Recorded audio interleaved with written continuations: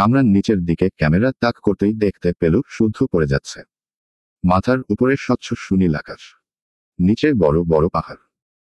তীব্র বাতাসের গতি তাকে নিচের দিকে টেনে নিয়ে যাচ্ছে। এত উপর থেকে পড়লে বাঁচার সম্ভাবনা শূন্যের কোথায়। শেষ, সব শেষ। এটুকু দেখামাত্র তার শরীর কাঁপতে লাগলো, ঘামতে লাগলো দরদর করে। গলায় যেন মরণ তৃষ্ণা, হতবাক দৃষ্টি। তার ইচ্ছে করল দু হাত বাড়িয়ে শুদ্ধকে ধরে নিতে, ঝাপটে ধরে চিৎকার করে বলতে, হে কেমন পাগলামি শুদ্ধ ভাই, কেন এমন করছেন? জানে কি ভয় ডর নেই আপনার? সে মনে মনে চিৎকার করে কথাগুলো বললেও কণ্ঠস্বর যেন বোবা, কথা হারিয়ে গেছে। প্রচণ্ড ভয় বাখারা। ততক্ষণে শুদ্ধ দৃষ্টি সীমার বাইরে চলে গেছে, আর দেখা যাচ্ছে না তাকে। তবে কি সত্যি সত্যি পড়ে গেল, মরে গেল? শীতল আর ভাবার সাহস করল না, শুধু অসহায় সুরে ডেকে উঠল, শুদ্ধ ভাই, কে আছো, ওকে বাঁচাও। একথা বলে চট করে উঠে দাঁড়ালো শীতল। কোলের উপরে থাকা চিপসের প্যাকেট পড়ে গেল মেঝেতে। হাউমাউ করে কাঁদতে লাগলো করুণ সুরে, ডাকতে লাগলো বড় মাকে, বড় আব্বুকে। কর্ণকুকুরে প্রতিধ্বনি হতে লাগলো বড় আব্বুর বলা পুরনো কথাগুলো, তোমরা এক একজন আমার জীবন বাগানের জীবন্ত ফুল। তোমাদের কারো কিছু হলে আমি একটুও ভালো থাকবো না, খুব কষ্ট পাবো, বেঁচে থাকার শক্তি হারাবো। আর তোমরা ভালো থাকলে আমি ভালো থাকবো, সুখে থাকবো। আমার জীবন সুখ স্বাচ্ছন্দ্যে পরিপূর্ণ থাকবে। শুদ্ধ ভাইয়ের কিছু হলে বড় আব্বুর কি হবে? সায়ন, শুদ্ধ দুটোই উনাদের সন্তান হলেও শুদ্ধ ভাইকে বড় আব্বু একটু বেশি ভালোবাসে, আর বড় মা ভালোবাসে সায়ন ভাইকে। মোট কথা, শুদ্ধ ভাই সত্যি সত্যি মরে গেলে তাকেই বা ধমকাবে কে, মারবে কে, এটা ওটা কিনে দেবে কেন, খোঁচা মেরে কথা বলবে কে? চৌধুরী নিবাসের সবথেকে খারাপ মানুষটা হচ্ছে শুদ্ধ ভাই। তাই বলে সে কখনোই চায়নি সে হারিয়ে যাক, ফুরিয়ে যাক, তার এমন করুণ পরিণতি হোক। আর কেন চাইবে? শাসন করলে রাগ, জাল দেখালেও সে জানে শুদ্ধ সবার ভালো চায় সবসময়। অথচ সেই মানুষটা থাকবেন না একথা ভাবতেও পারছেন না সে। হে কি হয়ে গেল, কি ঘটে গেল তাদের সাথে? আচমকা শীতলের চিৎকার শুনে থমকে দাঁড়িয়েছে শারাফাত চৌধুরী। ঘাড় ঘুরিয়ে তাকালেন হাউমাউ করে কান্না করা শীতলের দিকে। সিঁড়ি দিয়ে নামছিলেন তিনি, উদ্দেশ্যে করা করে এক কাপ চা পান করার। মাথাটা ধরেছে খুব, কাজের চাপ বেশি থাকায় বিশ্রাম হচ্ছে না তেমন। শরীরটা খারাপ লাগায় বাড়িতেই ছিলেন। মাথা ব্যথার কথা সহধর্মিনীকে জানলেন নিচে আসতে বলে সীতারা চুলায় চা বসেছে। উনি যতবারই চা বানাবে দুই যা ও সুরসুর করে চলে আসবে, দাঁত বের করে হাসবে। হাসির মানে চায়ের ভাগ চায়। চা দিলে গরম চায় চুমুক দিয়ে চোখ বন্ধ করে বলবে, ভাগিস পাঁচ হারানোর বাহানায় বড় ভাইয়ের সাথে তোমার পরিচয়টা হয়েছিল, না হলে এত স্বাদের চা মিস করে ফেলতাম। স্বাদের জীবনটাও অর্ধেক বৃথা হয়ে যেত। বাড়ির বাচ্চারা শুনে ফেললে লজ্জার অন্ত থাকবে না। তাই সীতারা দু যাকে ধমকে থামালেও তার মুখে থাকে লাজুক মিষ্টি হাসি। উনাকে লজ্জা পেতে দেখে হেসে উঠে সিরাত আর শিমিন। কথায় কথায় খুব চা তে থাকে গম্ভীর শারাফাত চৌধুরীকে প্রেম রোগের রোগী বানানোর অপরাধী হিসেবে। এই মুহূর্তে সীতারার পাশে দাঁড়িয়ে শিমিন চিংড়ি মাছ খাচ্ছেন। বাড়ির ছেলে মেয়েগুলো উনার হাতের চিংড়ির মালাইকারি পছন্দ করে। সায়ন তো একাই খাবে 3-4 পিস। খেতে খেতে বলবে, ও ছোট আম্মু, স্বর্ণের বরের দেখি সোনা বাঁধানো কপাল, শাশুড়ির হাতের অমৃত খাবার ফ্রিতে খেতে পারবে। একথা শুনে শীতল স্বর্ণের দিকে একবার তাকিয়ে গালভর্তি হেসে জবাব দিবে, শুধু আপুর না, আমার বরেরও। কথাটা সায়নের খুব একটা পছন্দ হবে না। সে খাওয়া থামিয়ে সিরিয়াস কণ্ঠে প্রতিবাদ করবে, চিংড়ি ইলিশে তোর বরের অ্যালার্জি আছে, সে এসব খেতে পারবে না। আর খেলেও আমার ভাগে কম পড়বে, তাই সাধাসাধি করব না। তুমি কি করে জানলে আমার বরের অ্যালার্জি আছে? জানি জানি, সব জানি। কিভাবে জানো শুনি? শুধু আমি না, শুদ্ধ জানে, জিজ্ঞা ওরে। শুদ্ধ ভাই আপনিও জানেন? হুম। বলুন না সেই সৌভাগ্যবানকে। তুইও চিনিস তাকে? চিনি। চেনা জানার মধ্যে? হুম। আমাদের পাড়ার কেউ? হুম। কে সে? প্লিজ বলুন না, বলুন। পাড়ার মোড়ের গাবু পাগলা। একথা শুনে শীতলের মুখের হাসি মিলিয়ে যাবে। অভিমান এসে জড়ো হবে তার ডাগর ডাগর চোখের পাতায়। মুখ দিয়ে সব সময় লালা ঝরে এমন ছেলেকে বিয়ে করবে না। গাবু তার বর হতেই পারে না। অতঃপর সে সায়ন শুদ্ধর নামে নালিশ জানাবে শারাফাত চৌধুরীকে। খেতে বসে ছেলে মেয়েদের ঝগড়া দেখে হাসবে সকলে। বলা বাহুল্য, শুদ্ধ খায় অল্প স্বল্প। সবকিছুতে খুঁতখুঁতে স্বভাব ছোটবেলা থেকেই। কোনো খাবার সে গপ গপ করে খায় না। যা খাবে সীমিত, পাতেও তুলবে পরিমাণ মতোই। এই ব্যাপারটা উনার ভালো লাগে, মুগ্ধ করে। তার ভাষ্যমতে, থাকলেই খেতে হবে কিংবা নষ্ট করতে হবে এমনটা তো নয়। খাবারের মর্ম বোঝা উচিত। মোট কথা, সেও চিনি খায়, তবে একটাই সমস্যা, অ্যালার্জি। অগত্যা এক টেবিলে বসে সবাই খেলেও সে ছুঁয়ে দেখে না। ব্যাপারটা ভাবলে খারাপ লাগলেও কিছু করার নেই। এসব পূর্বের কথাগুলো স্মরণ করে সিমিন মনে মনে হাসছিল। দোয়া করছিল পুরো পরিবারটা যেন আজীবন সুখে ভরা থাকে। তখন সিরাত ফোনে কথা বলতে বলতে রান্নাঘরের দিকে এলেন। উনার মা আগের তুলনায় এখন সুস্থ আছেন, এজন্য তার মুখে হাসি ফুটেছে। দিন পর মেজো যাকে হাসতে দেখে খুশি হলো দুই যা। সিরাত কথা বলে ফোনটা রেখে সিতারাকে বলল, ভাবি, সামনেই তো রোজার মাস।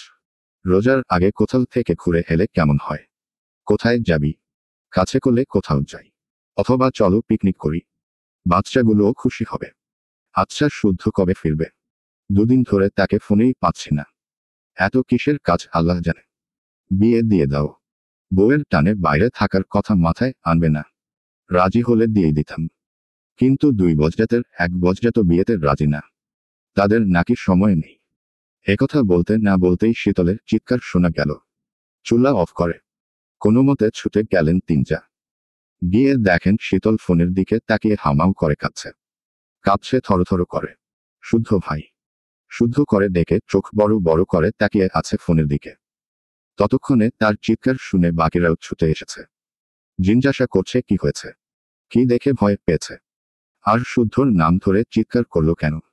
শুদ্ধ ঠিক আছে। শীতল ধপ করে বসে পড়ল। তার শরীরের শক্তি যেন কেউ শুষে নিয়েছে। তবুও ঢোক দিলে ছলো ছলো চোখে বড় মার উদ্দেশ্যে বলল, শুদ্ধ ভাই জেট থেকে লাফ দিয়েছে বড় মা। নিচে অনেক বড় বড় পাহাড়। বলিস কি? তুই কি করে জানলি? ভিডিও কলে দেখলাম। কই দেখি, আমাকেও দেখা। কল ঢুকছে না না। একথা বলে ঠোঁট ভেঙে কেঁদে ফেলল শীতল। রীতিমতো ফোপাচ্ছে সে। শারাফাত চৌধুরীও ততক্ষণে ছুটে এসেছেন। বসেছেন শীতলের পাশে। হাত বাড়িয়ে পানির গ্লাস নিয়ে খাওয়ার ইশারা করে শান্ত হতে বললেন। পানি খেয়ে সে গড়গড় করে বলল কি কি দেখেছে। শীতলের কথা শুনে সবাই চিন্তায় পড়ে গেলেন। নিজেরাও যোগাযোগ করার চেষ্টা করে ব্যর্থ হলো। শীতল তখন ফোপাতে ফোপাতে বলল, বড় আব্বু শুদ্ধ ভাই বোধহয় রাগ করে এই সিদ্ধান্তটা নিয়েছে। তাছাড়া কেন জেট থেকে লাফ মেরে মরতে চাইবে বলো? রাগ? কিসের রাগ? ভাইয়া বিয়ে করার জন্য পাগল হয়ে গেছে। আমাকে ফোনটা দিয়েছে বিয়ের কাজ কতদূর এগোলো জানার জন্য। দিনে দুবার আমাকে শুধায় বিয়ের কাজ কতদূর এগোলো। আসলে নিজের বিয়ের কথা মুখ ফুটে বলতে পারে না, তাই আমাকে বলে।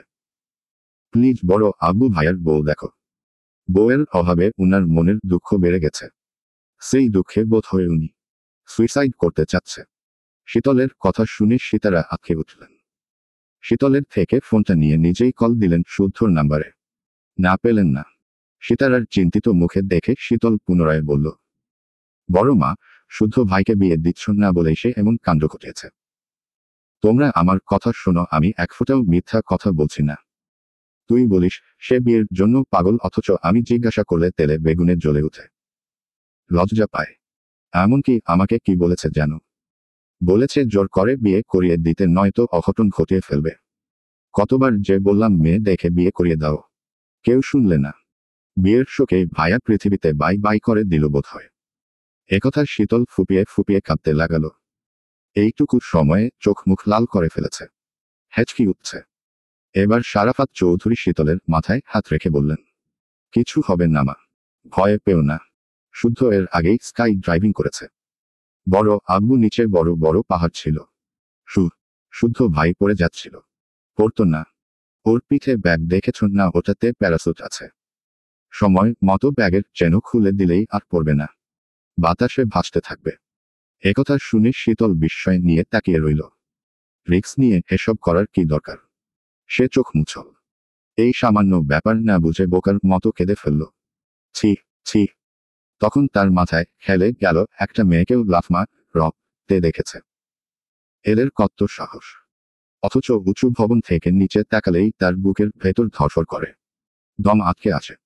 তার কান্না থেমেছে দেখে আর দাঁড়ালো না সে। নিজের রুমে গিয়ে দরজা আটকে শুদ্ধকে মেসেজ করল। মেয়েদের সাথে উড়াউড়ি হয়ে গেলে কল দিবেন, জরুরি কথা আছে। মেসেজটি সেন্ড করে তার মাথায় ক্লিক করল বড় আব্বু বোধহয় তাকে শান্ত করতে একথা বলল।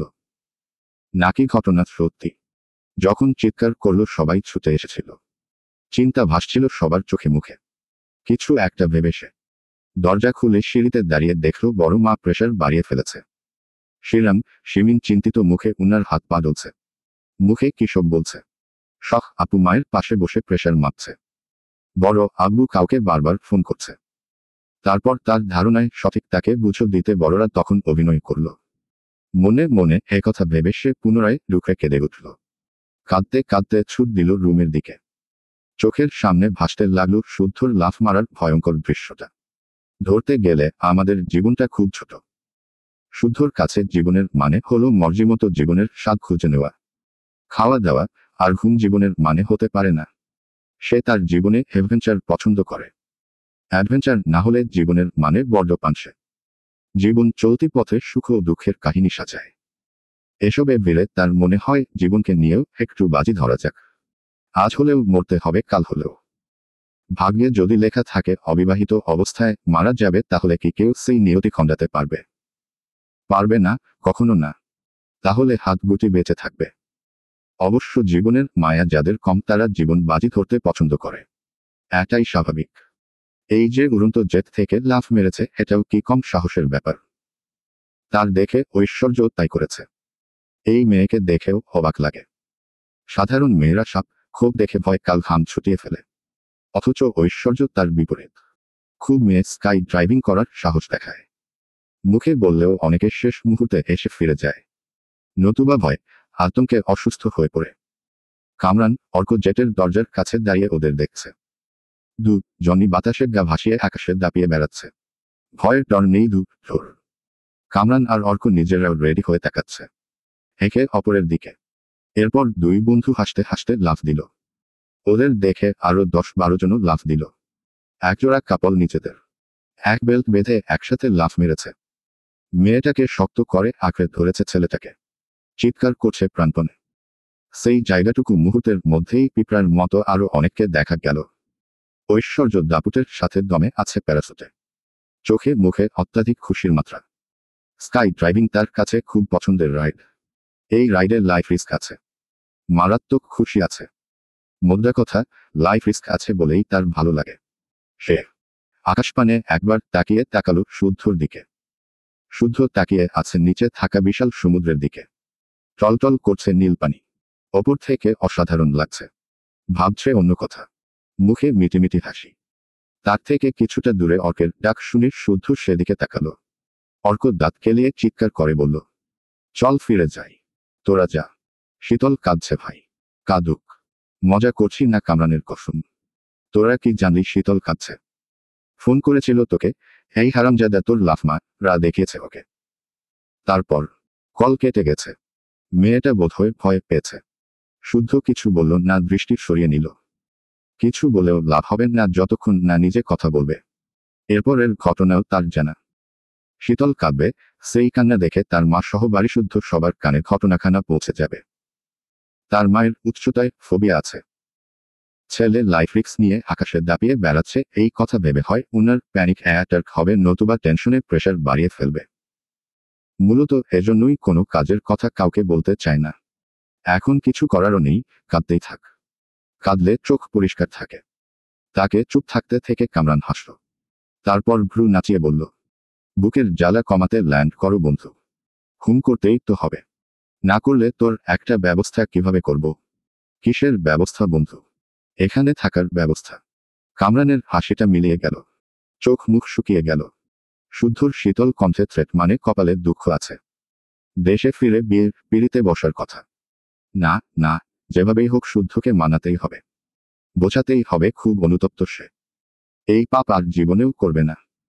কিন্তু সেটা আর সম্ভব হলো না, তার আগেই শুদ্ধ পাশ কাটিয়ে চলে গেল। এর পরপরই সংকেত পেল দ্রুত জেট ওঠার। সবাই হেঁকে হেঁকে হেলে এবার জেট ছুটল ল্যান্ড করার উদ্দেশ্যে। প্রায় 3 ঘন্টার পর জেট ল্যান্ড করলে শুদ্ধ দ্রুত পায়ে ছুটল রুমের দিকে।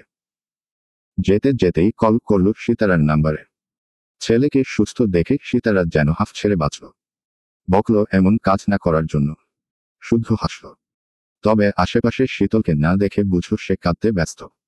কাঁদুক, আর একটু কাঁদুক। কাঁদলে মন পরিষ্কার থাকে। মোট কথা, কেউ যখন কারোর জন্য ব্যাকুল হয়ে কাঁদে তখন দেখতে ভালোই লাগে। তার তো লাগে। মহারানী আর ঘন্টা খানিক কাঁদুক। সে এখন ফ্রেশ হয়ে খেয়ে তারপর না হোক কল ব্যাক করবে। এই নিয়ে 11 বার কল দিয়ে ভ্রুজরা কুঁচকে নিল আহনাফ। আজ সকাল থেকে শখকে কলে পাচ্ছে না সে। গেল কই মেয়েটা। সকাল থেকে মিষ্টি কণ্ঠটা শুনতে পায়নি। বুকের ভেতর খা খা করছে। অসহ্য লাগছে। সকালের শুরুটা এত জঘন্য কাটল, দিনটা কি হবে কে জানে। দিনগুলো বড্ড বেশি বেইমানি শুরু করেছে। কাটতেই চায় না। কবে বছর কাটবে, কবে শখকে বউ করে ঘরে তুলবে, কবে বাহুডোরে চাপতে ধরে বুকের জ্বালা কমাবে। এসব কবে হবে? কবে কবে কবে? সে দেশ ছেড়েছে কয়েক সপ্তাহ হয়েছে। শখ এয়ারপোর্টে এসেছিল তার সাথে দেখা করতে। যদিও এতটা কল্পনা করেনি, কিন্তু শখের এই ছোট্ট কাজে ভীষণ খুশি হয়েছিল। বড় রানা থাকলে জোর করে হলেও একটু জড়িয়ে ধরত। কিন্তু সায়ন থাকায় সেই সাহস করেনি। অপেক্ষার ফল সুমিষ্ট হয়। সে সুমিষ্ট ফল পেতেই অপেক্ষা করতে হবে। এসব ভেবে সে রান্না শেষ করে ফ্রেশ হতে গেল। একটু পরে অফিসে যেতে হবে। এলে সে নিজের কাজ নিজে করতে হয়। তাই সব কাজ তারই করা লাগে। যদিও কাজ করতে মন্দ লাগে না, তবে কাজের ফাঁকে গল্প করার একটা মানুষ থাকতো বেশ হতো। সেই মানুষটা যদি শখ হলে তাহলে তো কথাই নেই। আহনাফ ফ্রেশ হয়ে মাথা মুছতে মুছতে ফোন হাতে নিতেই দেখে শখের মেসেজ এসেছে, ল্যাবে আছি। স্যার আছে, চিন্তা করবেন না, আমি ঠিক আছে। এই ছোট্ট একটা মেসেজে তার বুকে শীতলতা নামল। কিছুটা চিন্তামুক্ত হলো। সেও ছোট্ট একটা মেসেজ সেন্ড করে রাখল, ভীষণ ভালোবাসি শখ পাখি। মেসেজটা দেখে শখ মুখ টিপে লাজুক হাসল। সারাদিনে 5-7 বার শুনতে হয় এই ম্যাজিক্যাল বাক্যটা। শোনার অপেক্ষায় করে সে। কারণ আহনাফের কণ্ঠে আদুরে সুরে বলা বাক্যটা শুনলে তার মন ভরে যায়। একদল খুশি বুকপাজরে ডানা ঝাপটাতে থাকে। প্রেম প্রেম তালবিহীন ছন্দে সুখরা গুনগুনিয়ে গাইতে থাকে, নাচতে থাকে, তাদের আপন সুরে আপন তানে। দুদিন ধরে পার্টি অফিসের ঝামেলা চলছে। ঝামেলার সূত্রপাত অঙ্কন হদিস পাওয়া নিয়ে। ছেলেটাকে সায়ন গুম করেছিল জানতে বাকি নেই কারো। তবে কোথায় রেখেছে? বাঁচিয়ে রেখেছে নাকি মেরে ফেলেছে? নাকি অন্য কিছু করার পরিকল্পনা এঁটেছে সে? এখন অবধি তার কোনো খবরই পাওয়া যায়নি। অঙ্কনের বাবা পাগলা কুকুরের মতো হিংস্র হয়ে উঠেছে। আবু সিদ্দিককে হুমকিও দিয়েছে অঙ্কনের খোঁজ বের করতে। নয়তো আবু সিদ্দিকের কচি কাঁচা মেয়ে নিয়ে 18+ খেলাধুলার ভিডিও ফাঁস করে দেব। চাপে পড়ে আবু সিদ্দিক নিয়ে বিনিয়ে সায়নের থেকে কথা বের করার চেষ্টাও করেছে। কিন্তু ধূর্ত সায়ন সেসব কথার ধারে কাছে ঘেঁষে না। হয় প্রসঙ্গ পাল্টায়, নতুবা গালিগালাজ শুরু করে। তখন আবু সিদ্দিকই কথা বলার সাহস পান না। সায়নের এমন বেপরোয়া কাজে কনক বরাবরের মতো আজই খোঁচা মেরেছে। সায়ন একবার হেসে উড়িয়েও দিয়েছে। কিন্তু কনক যখনই মা তুলে গালি দিল তখন নিজেকে সামলাতে পারল না। ক্ষিপ্ত সিংহের মতো তেড়ে গিয়ে শক্ত থাবায় কনকের শার্টের কলার চেপে ধরে একের পর ঘুষি দিতে থাকল। শক্ত হাতের ঘুষির তোপে নাক মুখ দিয়ে রক্ত বেরিয়ে গেল কনকের। পার্টি অফিসে থাকা অন্য ছেলেরা কোনো তাদের থামায়। কনক আপাতত হসপিটালে। 2 দিন সেখানে থাকতে হবে। হাতাহাতিতে সায়নেরও লেগেছে, তবে হসপিটালে যাওয়ার মতো হয়নি। রাগে ফুঁসছে সে। আফসোস করছে আরো 2-4 ঘা কেন বসাল না। কেন জন্মের মতো কথার বলার শক্তি কেড়ে নিতে পারল না। ঘটনা শুনে আবু সিদ্দিক পার্টি অফিসে এসেছে। তার সঙ্গে এসেছে নতুন এক মুখ। সায়ন তাকে দেখেও কথা বলার আগ্রহ প্রকাশ করল না। ধপ করে বসল চেয়ারে। তারপর টি-শার্ট পেছনে ঠেলে সিদ্দিকের উদ্দেশ্যে বলল, আজ থেকে আপনার দল আপনি সামলান। কেন? তুই কোথায় যাবি? সেই কৈফিয়ত আপনাকে দেব না। সায়ন, আজকাল বড্ড চেটাং চেটাং কথা বলিস তুই। কার সাথে কথা বলছিস ভুলে যাস না। ভুলিনি এখনো। ভুললে সব শরীরের বসে থাকার শক্তি পেতেন না। 3 রাস্তার মোড়ে পার্টি অফিস বানাচ্ছিস শুনলাম। কি এমন হলো যে নতুন করে পার্টি অফিসের দরকার পড়ল? কেন? এর উত্তর আপনি ভালো করেই জানেন সিদ্দিক ভাই। তাও যখন আমার মুখ থেকে শুনতে চাচ্ছেন তাই বলছি, আমি আর আপনার দলে থাকব না। না মানে, না। আর না আপনার হয়ে কাজ করব। এবার থেকে আমার দলের লিডার আমি। আখের গুছিয়ে নিয়ে এখন আমাকেই বুড়ো আঙ্গুল দেখাচ্ছিস। তা পারবি তো টিকতে? সায়নের আখের টাখের প্রয়োজন পড়েনি, পড়বেও না। আপনার মতো আমি বস্তি থেকে উঠে আসিনি সিদ্দিক ভাই। আর না ফিকিন্নি ঘরের ছেলে, আর না দলে ঢুকে আপনি আমায় বান্ডিল বান্ডিল টাকার বিনিময়ে কিনে নিয়েছেন। তাই এসব বালের কেচ্ছা অন্যকে শুনান যদি দান ভিক্ষা আসে। আমি শুরু করলে কিন্তু খুব একটা ভালো হবে না। সিদ্দিক অপমানটুকু গিলে নিল। চোয়াল শক্ত করে দাঁতের দাঁত চেপে তাকিয়ে রইল সায়নের দিকে। সায়ন কিছু মিছু আন্দাজ করেছে কিনা জানতে উনি নিজেকে সামলালেন। তারপর শুধালেন, শুনলাম নির্বাচন করবি। করব। এতদিন তোকে আমার ডান হাত বানিয়ে লোকের কাছে মুখ চেনালাম। সঙ্গে সঙ্গে নিয়ে ঘুরলাম। রাজনীতিতে রাজ করার কৌশল শেখালাম। তুই কি না এখন আমার পেছনেই বাস দিতে উঠে পড়ে লেগেছিস? উহুম, ভুল বললেন ভাই। বরং আপনি আমার কারণে সকলের মুখে মুখে এসেছেন। নয়তো আগে যা বেরাচু ডাছিলেন আপনাকে দিয়ে আর যাই হোক অন্তত রাজনীতি হতো না। তাই ওসব ও ভান্ডামি বাদ দেন। নয়তো ভান্ডামি করার জন্য ওইটাই আর থাকবে না। তোর কি মনে হচ্ছে না তুই ইচ্ছে করে শত্রুতা তৈরি করছিস? এর ফল ভালো হবে না সায়ন। না হলে নাই। ভালো জিনিসে অ্যালার্জি আমার। তাহলে আমার বিপক্ষে সত্যি সত্যিই দাঁড়াচ্ছিস বোধ হয়। হঠাৎ এই সিদ্ধান্ত কেন? বউ বলেছে অন্যের পা না চাটতে। সে আবার চাটাচাটি একদমই পছন্দ করে না। তার কথা মাথায় রেখে সিদ্ধান্ত নিলাম বাঁচতে হলে বীরের মতো করে বাঁচব, নয়তো প্রাণের মায়া ছেড়ে দেহ মাটিতে লুটাব। একথা বলে সায়ন উঠে দাঁড়ালো। তার বরাদ্দকৃত রুমে তার প্রয়োজনীয় জিনিসগুলো নিয়ে হাঁটা ধরল 3 রাস্তার মোড়ের দিকে। তাকে যেতে দেখে দাঁড়িয়ে থাকা গুটি 30 ছেলেও সিদ্দিকের দিকে তাকিয়ে হাঁটা ধরল। আজ থেকে তাদের দল আলাদা, পার্টি আলাদা, লিডার আলাদা। আজ থেকে তারা শাহরিয়ার ভাইয়ের লোক। মোট কথা, তারা এতদিন সিদ্দিকের সঙ্গে ছিল সায়নের কথায়। সিদ্দিক যদি শাহরিয়ার ভাইয়ের ছোট বোনকে কি না ও করার ব্যাপারে সঙ্গ না দিত তাহলে তারাও দল ছাড়ত না। আর না এতদিনের গড়া অবস্থান শাহরিয়ার ভাই এভাবে পায়ের তলা পিষে চলে যেত। শুদ্ধ রুমে ফিরে ফ্রেশ হয়ে বের হতেই দেখে ফোনের আলো জ্বলছে। ফোনের ডিসপ্লেতে ভাসছে চেনা জানা নাম, ব্যাঙাচি। সে গায়ে টি শার্ট জড়িয়ে কলটা রিসিভ করতেই দেখতে পেল শীতলের মুখ। কেঁদে কেটে চোখ মুখ মালুপার মতো ফুলিয়েছে। নাক টিয়া পাখির মতো লাল। তবে টিয়ার নাক টিকালো আর শীতলের নাক বোচা। একথা ভেবে তার ঠোঁটে হাসি খেলে গেল। তাকে হাসতে দেখে শীতলের চোখচোরা জলে ভরে উঠল। নিচের ঠোঁট কামড়ে কোনো মতে কান্না আটকিয়ে ফোপাতে ফোপাতে সুথাল। আপনি মারা গেলেন কিভাবে? অবান্তর প্রশ্ন শুনে শুদ্ধ মাথা মুছতে মুছতে তোত্তারাভাবে জবাব দিল, প্রেমসাগরে ডুব দিয়ে। ডুববি? আয়। বড় মাকে কল করে ঠিকই তো কথা বললেন, অথচ আমাকে একটা কল দিলে কি এমন হতো? তোকে কেন দিব? তুই কি আমার বউ যে কাজ থেকে ফেরা মাত্রই তোকে কল করব? বউ হলেই কল দেওয়া যায়, অন্য কেউ হলে দেওয়া যায় না। না যায় না। কেন যায় না? জানি না। তবে এক্সপেরিমেন্ট করতে চাইলে আমার বউ হয়ে যা দেখবি, সব খবরাখবর তোকেই আগে জানাবো। আপনার জন্য একটা সারপ্রাইজ আছে শুদ্ধ ভাই। রাখো তোর সারপ্রাইজ। তুই আবার আমার রুমে ঢুকেছিস।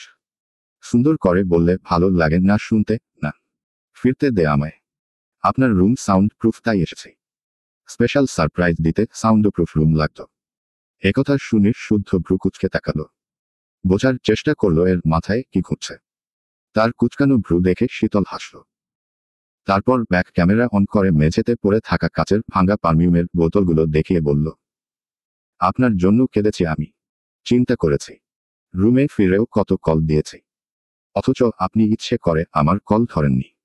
কেন ধরেননি? না ধরার কারণে একটা একটা করে আছাড় মেরে আপনার প্রতিটা পারফিউমের বোতল ভেঙেছি। শুদ্ধ দেখল সত্যি সত্যি তার শখের পারফিউমগুলো মেঝেতে লুটোপুটি খাচ্ছে। কাজ ছড়িয়ে ছিটিয়ে আছে বিছানার চাদর বিন ব্যাগের উপর। সিলিং ফ্যানের বাতাসে বালিশের তুলো উঠছে। একথায় রুমের অবস্থা দেখে মনে হচ্ছে ঘূর্ণিঝড় বয়ে গেছে। ভীষণ শখের জিনিসপত্রের অবস্থা দেখে সে চেঁচিয়ে উঠল, শীতলের বাচ্চা, রুমের কি অবস্থা করেছিস? এসব ঠিক করতে টাকা কি তোর বাপ দিবে? আমার বাপ কেন দিবে? দিবে না তো কোন হুঁশে এসব করেছিস বে?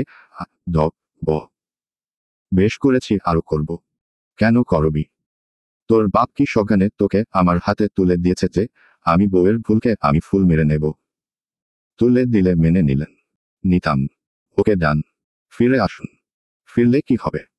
বাবাকে বলবো আমাকে আপনার হাতে তুলে দিতে। তারপর আমিও দেখব আপনি কতটা কি মেনে নিতে পারেন। পরশু রাতের ফ্লাইটে ফিরছি আমি। রেডি থাক। একথা শুনে রাগে বোম হয়ে থাকা শীতলও একরোখা কণ্ঠে জবাব দিল। ঠিক আছে। কল কেটে রুমের অবস্থা দেখে টোক দিল শীতল। এখন কি হবে? কে পরিষ্কার করবে এসব? রাগের মাথায় মাথা কাজ করছিল না। বিশুদ্ধ পুরুষকে না পেয়ে রাগ তুলেছে তার জিনিসপত্রের উপর। এখন খারাপ লাগছে খুব। বেশি খারাপ লাগছে নামিদামি পারফিউমের কাচের বোতলগুলোর জন্য। আহারে, কাজটা ঠিক হয়নি। অন্য সময় এসে সে নিজেও ব্যবহার করত। ঘেটে খুঁটে দেখত। রাগের সময় কেন যে মাথা ঠিক থাকে না। কিন্তু এখন কি করবে? বাড়ির কেউ যদি জানে এসবের পেছনে সে দায়ী, তাহলে সবার আগে নিজ শক্তিতে জ্বলে উঠবে তার মা। না, মার খাওয়া যাবে না। এমন কিছু করতে হবে যেন তার ঘাড়ে দোষ না পড়ে। শুদ্ধ ভাইও থ্রেট দিল 1 ঘন্টার মধ্যে রুম পরিষ্কার করতে, না হলে তার খবর আছে। যদিও এসব ফাঁকা বলিতে খুব একটা ভয় পায় না সে। কিন্তু শুদ্ধ ভাই জানিয়েছে সিগারেট খাওয়া ছবিটা উনি সবার আগে দেখাবে শারাফাত চৌধুরীকে। উনি এ বাড়িতে শীতলের সবচেয়ে বড় প্রসদাতা কিনা। একথা শুনে শীতল চুপসে গেছে। সে জানে বড় আব্বু ওই ছবিটা দেখলে খুব কষ্ট পাবে। তাই শুদ্ধর শর্ত অনুযায়ী সে রুম ঠিকঠাক করার দায়িত্ব নিয়েছে। অপরাধ যখন করেছে শাস্তিও মাথা পেতে নিতেই হবে। এসব ভেবে আর সময় নষ্ট করল না শীতল, কোমরে ওড়না বাঁধতে গিয়ে থেমে গেল। রুমে তো কেউ নেই। তাই ওড়নাটা চেয়ারের উপর রেখে রুম পরিষ্কারের কাজে লেগে গেল। তবে তার মুখ বন্ধ থাকল না। শুদ্ধকে সে গালাগাল দিতে দিতে কাজ পরিষ্কার করল। শুদ্ধ তার করা কাহিনী দেখে ল্যাপটপ থেকে দৃষ্টি সরিয়ে উঠে রুমের বাইরে গেল। প্রচণ্ড ক্ষুধা লাগায় গেল খাবার খেতে। অর্ক, কামরান, হাসান, স্যান্ডিও এসে বসেছে কেবল। শুদ্ধ চেয়ার টেনে হাসানের পাশে বসল। গল্পে গল্পে একে একে সবাই খাবার নিয়ে খেতেও আরম্ভ করল। কি একটা ব্যাপারে অর্ককে পচিয়ে বাকিরা সবাই হাসছে। শুদ্ধ খেয়াল করল হাসান থমথমে মুখে বসে আছে। মুখে বিষণ্ণতার ছাপ স্পষ্ট। খাওয়াতে আগ্রহ নেই, খাবার নাড়াচাড়া করছে শুধু। তাছাড়া এসে অবধি খেয়াল করলে হাসান কেমন থমথম মুখে আছে। কথা বলছে খুব কম। হাসছে যেন জোরপূর্বক। কোনো সমস্যায় না পড়লে এমনটা করার কথা না। এতক্ষণ কিছু না বললেও সে এবার সরাসরি হাসানের উদ্দেশ্যে প্রশ্ন ছুড়ল। কি হয়েছে তোর? কোনো সমস্যা? হাসান ঘাড় ঘুরিয়ে শুদ্ধর দিকে তাকালো। শুনল। এরপর জবাব দেওয়ার আগে কামরান বলল, সমস্যা মানে? বিরাট সমস্যায় পড়ছে বেড়ায়। কি সমস্যা সেটাই জানতে চাচ্ছি। প্রথম সমস্যা, ওর বউ ওরে কাছে ঘেঁষতে দেয় না। দ্বিতীয় সমস্যা, ওর বউ মুক্তি চায়। শুদ্ধ ভ্রু কুঁচকে হাসানকে বলল, মুক্তি বলতে? তালাক? কেন? আমাকে নাকি পছন্দ না? পছন্দ না তো কবুল বলেছিল কেন? সেটাই তো কথা। এখন সে আমাকে সহ্য করতে পারে না। কাছে গেলে চিৎকার চেঁচামেচি করে। বাসায় বাবা মা, ছোট ভাই বোন আছে, কিছু বলতেও পারি না। আবার তার ইগনোর করার ব্যাপারটা সইতেও পারি না। কাছে গেলেই চেঁচিয়ে বাড়িশুদ্ধ সবাইকে জানায়। লুচ্চা, লম্পট, কিছু বলতে বাদ রাখে না। বারবার একই ঘটনা ঘটায়, লজ্জায় আমি কাছে যাই না। এখন তার একই কথা, মুক্তি চায়। দিয়ে দে। আমি তো মুক্তি দেওয়ার জন্য কবুল বলিনি ভাই। স্বল্প পরিচিত হলেও কিভাবে যেন ভালোবেসে ফেলেছি। ওকে ছাড়তে পারবো না আমি। আর ছাড়লে হয়তো আমি বাঁচব না। একথা শুনে অর্ক একটা গালি দিয়ে চোখ মুখে খিচিয়ে বলল, তাহলে বউয়ের চাল সহ্য কর শালা। ড্যাশ একক উদ্ধৃতি চিহ্ন শুরুর ফার্স্ট ব্র্যাকেট ডট। বিয়ে করেছ প্রায় 3.5 মাস অথচ বাসর সারতে পারোনি। এই আবার নিজেকে পুরুষ দাবি করো? এবার শুদ্ধ মুখ খুলল। ফিচেল হাসল। তারপর হাসানকে দারুণ একটা বুদ্ধি দিল। বুদ্ধিটা বোধহয় হাসানের পছন্দও হলো। সে সম্মতির সূচক মাথা নাড়িয়ে মৃদু হাসল। শুদ্ধর খাওয়া ততক্ষণে শেষ। সে চেয়ার ছেড়ে বেসিনে হাত ধুতে গেলে কামরান চেঁচিয়ে বলল, এই শালা কি বুদ্ধি দিলি ওকে? হাসান ভুলেও একাজ করিস না ভাই। তোর আজডোবা সংসার পুরোপুরি ডুববে, সঙ্গে বউটাকেও মারবি তুই। কামরানের কথা শুনে সবাই হো হো করে হেসে উঠল। এই গর্দভ কথার মানেই বুঝেনি। সবাই হাসছে দেখে রেগে গেল কামরান। সে প্রতিবাদী সুরে কিছু বলার আগে শুদ্ধ পুনরায় বলল, বউকে মারা প্রতিটা স্বামীর স্বামীগত অধিকার। সে সূত্রে ওর বউকে ও মারবে, তাতে তোর বউয়ের কি? একথা বলতে পারলি শুদ্ধ? এটা তোর থেকে আশা করিনি। না করলে নাই, তবে স্বামী বউকে না মারলে কাকে মারবে? মারবে কেন? সময় দেওয়া যায় না। কিসের সময়? বউ কি সাজিয়ে রাখার জিনিস যে সাজিয়ে রাখবে? স্বামীর দেওয়া হাজার হাজার টাকার গিফট নিতে পারবে, হি হি করতে করতে তার দেওয়া শাড়ি গয়না গায়ে জড়াতে পারবে, অথচ স্বামী কাছে গেলেই হাজারটা বাহানা। মামার বাড়ির আবদার। শুদ্ধ থামতেই কামরান ফুঁসে উঠল। সে পুনরায় কিছু বলার আগে অর্ক তার বাহুতে ঘুষি মেরে বলল, শালা, বেরো শিখ। এই মারা সেই মারা না, আদরের সাগরের ডুবে মারার কথা বলছে শুদ্ধ। শালা ছাগল, ছাগলি থেকে গেলি। ওহরে, আগে বলবি না? কামরানের কথায় শুদ্ধ আপাতত কথা বাড়ল না, শুধু হাসানের দিকে একবার তাকিয়ে যেতে যেতে। কিছু কিছু খেতে জনের মুডের অপেক্ষা করার প্রয়োজন পড়ে না। বউয়ের কাছে এমন মুডে যাওয়া উচিত যাতে একজনের উন্মাদনায় আরেকজন উন্মাদ হতে বাধ্য হয়। একথা বলে শুদ্ধ চুলে ব্যাগ ব্রাশ করতে করতে স্থান ত্যাগ করল। তাকে যেতে দেখে কামরান কপাল চাপড়ে বলল, এই শালা প্রচুর অশ্লীল। ওর বউটাকে বাঁচতে দিলে হয়। তোরা আমার কথা মিলিয়ে নিস, ওর বউ টিকবে না। দেখবি বিয়ের পরদিনই ওর বউ পালাবে। একথা শুনে আরেক দফা হাসির রোল পরল। শুদ্ধ রুমে এসে ল্যাপটপ অন করে দেখে শীতল এখনো রুম পরিষ্কার করছে। রুম একদম আগের মতো ছকছকে, তকতকে। ভালোই খাটুনি হয়েছে ওর, বেহাল দশা দেখে বোঝা যাচ্ছে। সে ফোন হাতে নিয়ে কল দিল। শীতল বিছানা টান টান করে নিচের নামতেই ফোনের রিংটোন বেজে উঠল। কোমরখানা অবশ। হাঁপিয়ে উঠেছে, সে এদিক ওদিক দৃষ্টি বুলিয়ে দেখল সবকিছু ঠিকঠাক। তখন ফোনের রিংটোন বেজে উঠল। মুখে বিরক্তিকর শব্দ করে ফোন হাতে নিয়ে দেখল অপ্রিয় মানুষটার নাম। মুখ থমথমে করে কল রিসিভ করল সে। তারপর বলল, শুদ্ধ ভাই, টাকা দেন। কিসের টাকা? পরশুদিন দিন না আমাদের বিয়ে। তাতে কি? বিয়ের শাড়ি কিনতে হবে। শাড়ি পরেই বিয়ে করতে হবে কোথাও লেখা আছে নাকি? সবাই শাড়ি পরে, তুই লুঙ্গি আর ফতুয়া পরবি। পরা বলে কথা। কি পরলি ওটা মেইন ফ্যাক্ট না। শুধু শুধু কথা প্যাচাবেন না বলে দিলাম। সায়েন্টিস্টকে বিয়ে করছি কি এমনি এমনি নাকি? টাকা দেন নয়তো বিয়ে ক্যান্সেল। কত দিতে হবে? আপাতত 10 দেন। 10 মানে? 10 টাকায় শাড়ি হবে? 10 টাকা না 10 লাখ? কি? থাক, করব না বিয়ে। লাগবে না বউ। ক্ষমা দেবই। এত দামি শাড়ি পরা বউ রাখার জায়গা নাই আমার রুমে। সিঙ্গেল আছি, সিঙ্গেলই মরব। সত্যি দিবেন না? না। তাহলে বিয়ে করব না। করিস না। তোকে বিয়ে করার জন্য মরে যাচ্ছি না। তাই না? ঠিক আছে, বিয়ে ক্যান্সেল। যে পুরুষ বউকে শাড়ি কিনে দিতে পারেন না তাকে বিয়ে করার মানেই হয় না। যে মেয়ে বিয়ের আগেই হবু বরের থেকে 10 লাখ টাকার শাড়ির চেয়ে হাত অ্যাটার করানোর পায়তারা জুড়ে, আমিও তাকে বিয়ে করব না। ওকে ক্যান্সেল। ক্যান্সেল। অতপর কল কেটে গেল। কিছুক্ষণ আগের নেওয়া সিদ্ধান্তটা মাঠে মারা গেল। এরপর আর কেউ কারোর সঙ্গে কেউ কথা বলল না। দুদিন পেরিয়ে গেল। জনি দৈনন্দিন কাজে নিজেদের বিজি রাখল। অনলাইনে একে অপরকে অ্যাক্টিভ দেখল, তবুও তাদের কথা হলো না। মেসেজ হলো না। শুদ্ধর দেশের ফেরার দিন শুদ্ধ ল্যাবে কাজ করার এক ফাঁকে শীতলকে মেসেজ করল, এই মুহূর্তে এয়ারপোর্টে আছি, রেডি থাক, আসছি।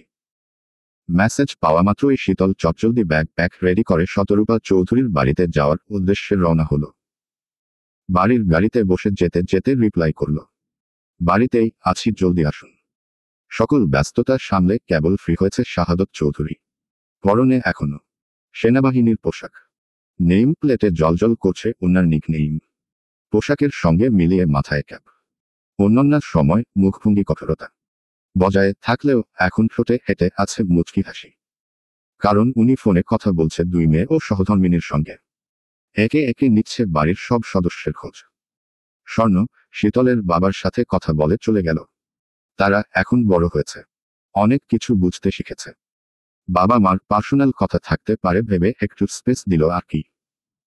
মেয়েরা চলে যাওয়া মাত্রই শাহাদত চৌধুরী সিমিনকে অপলক দেখে বললেন, রাতে ঘুম হচ্ছে নাকি ঠিকঠাক?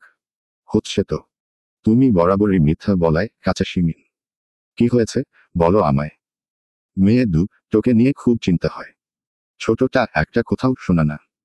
এত বড় বিপদ থেকে বেঁচে ফিরল, অথচ মনে ভয় ডর কিছু নেই। আগে যেমন সারা বাড়ি নেচেকুটে বেড়াতো, এখনো তাই। মেয়ে বড় হচ্ছে, কিছু বলতে তো পারো।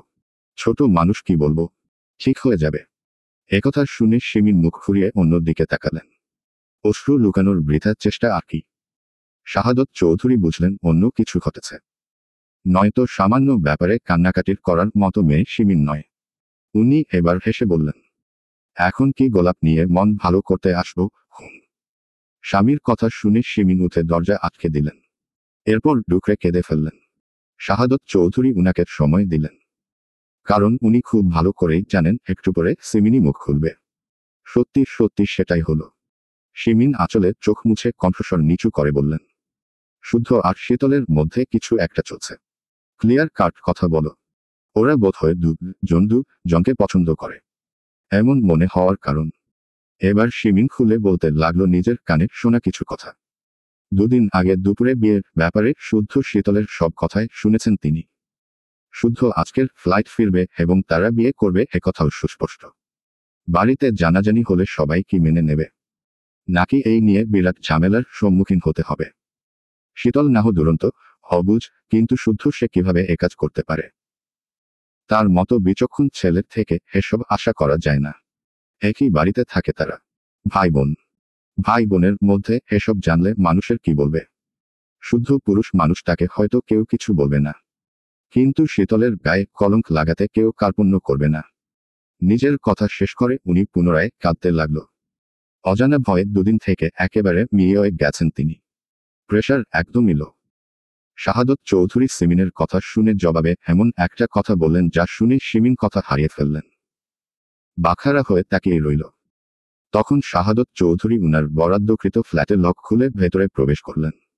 বসলেন বিলাসবহুল সোফায়। তারপর এসির পাওয়া বাড়িয়ে বললেন, আমি জানি। কি জানো তুমি? যা হচ্ছে পুরোটাই একটা প্ল্যান শিমিন। শুদ্ধ শীতলের উপর কেউ তীক্ষ্ণ নজরে রাখছে। তারা কোথায় যাচ্ছে, কি করছে, সবটাই নোট করছে। এমনকি তাদের হাতের ফোনটাও বর্তমানে অন্যের দখলে। ফোন অন্যের দখলে মানে? কিছুক্ষণ আগেই তো শীতলের হাতে ফোন দেখলাম। ওটাই শুদ্ধ দিয়েছে। যক্ষের ধনের মতো ফোনটাকে আগলে রাখে তোমার মেয়ে। যুগ আপডেট। এখন ঘরে বসে থেকে ইনকাম করা যেমন সহজ হয়ে গেছে, তেমনি ঘরে বসে অন্যের ক্ষতি করাটাও সহজ হয়ে গেছে। ফোন শীতলের হাতে, অথচ তার ফোন নং, ফেসবুক আইডি, হোয়াটসঅ্যাপ, ইনস্টা সব অন্যের আয়ত্তে। কারো ক্ষোভের নজরে পড়েছে আমাদের সরল মেয়েটা। যা হচ্ছে এগুলো সব পরিকল্পনা মাফিক। তুমি টেনশন করো না। মোট কথা, যা ভাবছো সেসব হবে না, সম্ভবও নয়। আমার মেয়েটা ছোট, শাহাদত আবেগী। এ বয়সে মেয়েরা ভুল পথে পা বাড়ায়। শীতল বয়সে ছোট অবুঝ হলেও শুদ্ধ তা নয়। শীতল যদি পাগলামি করেও শুদ্ধ তাকে কখনোই পাত্তা দেবে না। আমাদের শুদ্ধ সেরকম নয় শিমিন। তার পার্সোনালি হাই লেভেলের। মানছি, শীতল শুদ্ধর সাপে নেউলে সম্পর্ক। কিন্তু হঠাৎ করে শুদ্ধ এত পরিবর্তন দেখে সন্দেহ হলো না তোমার? যে ছেলেকে বোম মারলে বাড়তি কথা বলানো যায় না, সে এখন শীতলের সাথে তাল মিলিয়ে বকবক করে যায়। ছেলেটাকে অযথা ভুল বুঝো না। হুম। এদিকে স্যান্ডি লাফিয়ে উঠেছে ল্যাপটপের সামনে থেকে। অবশেষে তার কষ্ট সফল। সে দ্রুত কল করল শুদ্ধকে। শুদ্ধ কল রিসিভ করলে স্যান্ডি প্রফুল্ল সুরে বলে উঠল, কালপ্রিটের আসল নাম ইয়াসির শিকদার, থাকে ঢাকাতেই। মাফিয়া ধামকাদার খবর, আবু সিদ্দিকের খুব কাছের কেউ। তখন দুপুর 1টা। বিরক্ত মুখে চেয়ারে হেলান দিয়ে বসে আছে স্যান্ডি। বিরক্তিতে চোখ মুখ কুঁচকে আছে তার। পাশের জনকে ইশারায় কিছু জিজ্ঞাসা করে গালি ছুড়ল নিজের ভাষায়। কোনোভাবেই কিছু হচ্ছে না। এইদিকে শুদ্ধ জানিয়েছে 2 দিনের মধ্যে কাজ না হলে তার গোফকে বলে দিবে সে আরেকটা নতুন গোফ জুটিয়েছে। হা রা ম যা যা শুদ্ধ মুখে মুখে হুমকি দিয়েছে তা নয়, বিদেশি গোফকে লিপ কিস করার ভিডিওটা প্রমাণ হিসেবে রেখেছে তার সেলফোনে। এটা যদি লিপা দেখে তার খবর করে ছাড়বে। তার বাবা আবার পুলিশ। পুলিশের মেয়েকে ঠকানোর কেসে 14 শিকের ভাত কপালে নাচছে। হঠাৎ বিপ বিপ শব্দে রেড অ্যালার্ট বাজতেই ল্যাপটপের দিকে তাকিয়ে লাফিয়ে উঠেছে সে। লোকেশন শো করছে। জায়গাটা ঢাকার মধ্যে। লাল গোল মার্ক করার জায়গাটা একটা বাজার। অবশেষে তার কষ্ট সফল। সে দ্রুত কল করল শুদ্ধকে। খুশিতে তার মন বাকুম বাকুম করছে। 3বারের বেলায় শুদ্ধ কল রিসিভ করা মাত্রই স্যান্ডি প্রফুল্ল সুরে বলে উঠল, কালপ্রিটের আসল নাম ইয়াসির শিকদার, থাকে ঢাকাতেই। মাফিয়া। ধামাকাদার খবর আবু সিদ্দিকের খুব কাছের কেউ। শুদ্ধর ভ্রুজোড়া কুঁচকে গেল। আবু সিদ্দিক জড়িত সে আগেই জেনেছে। এই সুযোগে প্রমাণসহ সায়নকে দেখিয়েছে বিধায় সায়ন দল ছেড়েছে। কিন্তু ইয়াসির, এই ছেলেকে, তার সাথেই বাকিসের শত্রুতা। মাফিয়া। মাফিয়া এলো কোথা থেকে? তার যতদূর মনে পড়ছে কোনো মাফিয়ার সাথে চৌধুরীর বাড়ির কারো কোনো ঝামেলা হয়নি। তবে নাকি এটার পেছনেও অন্য গল্প রয়েছে। সে আপাতত নিজের ভাবনার ছেদ ঘটিয়ে বলল, সে মাফিয়া কিভাবে জানলি? যেই কোডটা পাঠিয়েছিলি ওটা দিয়ে এখন তার ডিটেলস শো করছে। ছবি আছে? আছে। শালারে দেখে আমি ফিদা ভাই। তার কাছে পৌঁছানোর উপায় জানাচ্ছি। ওকে। একথা বলে স্যান্ডি কল কেটে পুনরায় কাজে লেগে পড়ল। শুদ্ধর ফোনে পরপর নোটিফিকেশন এলো। চেক করে দেখল একটি ছেলে। দেশীয় বিদেশি সংমিশ্রণে তার মুখবয়ে। তাকে এক পলক দেখে শুদ্ধ আতশোয়া হয়ে বিছানায় বসল। ব্যস্ত হাতে ফোনে টুকটাক কি করতেই তার সামনে দেওয়াল ভেদ করে একটি পর্দা তৈরি হলো। সেই পর্দায় ভাসতে থাকলো ইয়াসিরের ছবি এবং তার সম্পর্কে নানান তথ্য। ইয়াসিরের জন্ম ইতালির রাজধানী রোমে, তবে বড় হয়েছে সুইডেনে। তার বাবা বাঙালি হলেও মা বিদেশি। তাদের জনের সংমিশ্রণে ইয়াসির। ভাই বোন আছে কি না তা জানা যায়নি। শিক্ষাগত যোগ্যতা সম্পর্কেও কিছু বলা নেই। তার বাবা মা কোথায়, সে কেন মাফিয়া হলো এসব অজানা। তবে সব কথার এক কথা, সে বর্তমানে সুইডেনের নামকরা মাফিয়া। বিশাল বড় গ্যাং রয়েছে তার। তবে অবধি তাকে কেউ দেখেনি। সে দেখতে কালো নাকি ফর্সা, লম্বা নাকি খাটো তাও জানে না কেউ। তবে সংবাদ মাধ্যমে জানা গেছে ইয়াসির শিকদার খুব সাধারণ পোশাক, সাধারণ বেশে চলাফেরা করে। অথচ ছেলে হয়েও তার প্রকৃত রূপ চোখ ধাঁধানো। তথ্য অনুযায়ী এইটুকু পরে শুদ্ধ তীক্ষ্ণ দৃষ্টিতে তার ছবিটা জুম করে দেখল। ছবিতে দেখা যাচ্ছে ইয়াসিরের ঠিক সামনাসামনি 9x19 millimetre Parabellum M1911 CZ-75 Seahorse AC Pelican 1200 MTM দ্বৈত ও প্লানো 1404 মডেলের পিস্তল। এত পিস্তল দেখেও তার ঠোঁটে হাসি নেই। ক্রুদ্ধ চোখে তাকিয়ে আছে সেগুলোর দিকে। তার এক হাতে কারুকাজ করা খচিত তো মাখানো ছুরি। শুদ্ধ ছবিটা আর একটু জুম করে দেখল ইয়াসিরের পেছনে সাইড। এরপরই সে হো হো করে হেসে উঠল। কারণ তার ধারণা সঠিক। ইয়াসিরের নাম ইয়াসির হলেও ছবি মানুষটা ইয়াসির নয়। এই ছবিটা কোনো এক অ্যাকশন মুভির তামিল নায়ক। শুটিং সেটে ছবিটি তোলা। মোদ্দা কথা, কোনো মাফিয়া এভাবে শো অফ করবে না। তারা যেসব কাজে যুক্ত যত পারে নিজেদের আড়ালে রাখবে, নয়তো তাদের ভয়ঙ্কর কাজ সর্বসম্মুখে চলে আসার সম্ভাবনা থাকে। ইয়াসির যদি এটা না হতো তবে সে কে? কেনই বা সে নিজেকে এভাবে পুরো পৃথিবীর সামনে তুলে ধরেছে? এমন নানান জটিল প্রশ্নের গোলকধাঁধায় সমাধা পেল না শুদ্ধ। তবে বুঝল এখানে অন্য খাপলা আছে, যেটা ধরতে পারছে না সে। হতে পারে ইয়াসিরের নামটাও ফেক। এমনও হতে পারে এই ইয়াসির তাদেরই চেনা জানা আপন কেউ। মরার পাখনা গজিয়েছে বলে এভাবে লুকোচুরিতে নেমেছে। শুদ্ধ দুই পা নাচাতে নাচাতে কিছু একটা ভেবে ফিচেল হাসল। এই হাসির মানে কি? কি চলছে তার মনে? এই প্রশ্নের উত্তর জানা গেল না। যাবেও না যতক্ষণ না সে নিজে থেকে কাউকে কিছু জানায়। ঘড়ির কাঁটা তখন টিকটিক করে চলছে নিজ নিয়মে। রুমের এক কোণের রাখা ট্রলিটা টেনে সে সবকিছু গুছিয়ে নিল। আর ঘন্টা খানিক পরেই তার ফ্লাইট। যেসব কাজের জন্য তাকে ডাকা হয়েছিল সেসব কাজ শেষ। ফাইনাল রেজাল্ট জানা যাবে 3 মাস পর। ড্রয়িং রুম থেকে অর্ক, হাসান আর কামরানের কথা শোনা যাচ্ছে। দেশে ফেরার আনন্দে তারা ছোট বাচ্চাদের মতো খুশিতে ডগমগ করছে। একটু পর পর পৌঁছাচ্ছে হাসানকে। হাসান নিজেও বন্ধুদের সাথে তাল মিলাচ্ছে। তার মনটা বেশ ভালো। যতটা মন খারাপ নিয়ে দেশ ছেড়েছিল এখন ডাবল খুশি নিয়ে দেশে ফিরে যাচ্ছে। শুদ্ধর পরিকল্পনা অনুযায়ী এগোচ্ছে সে।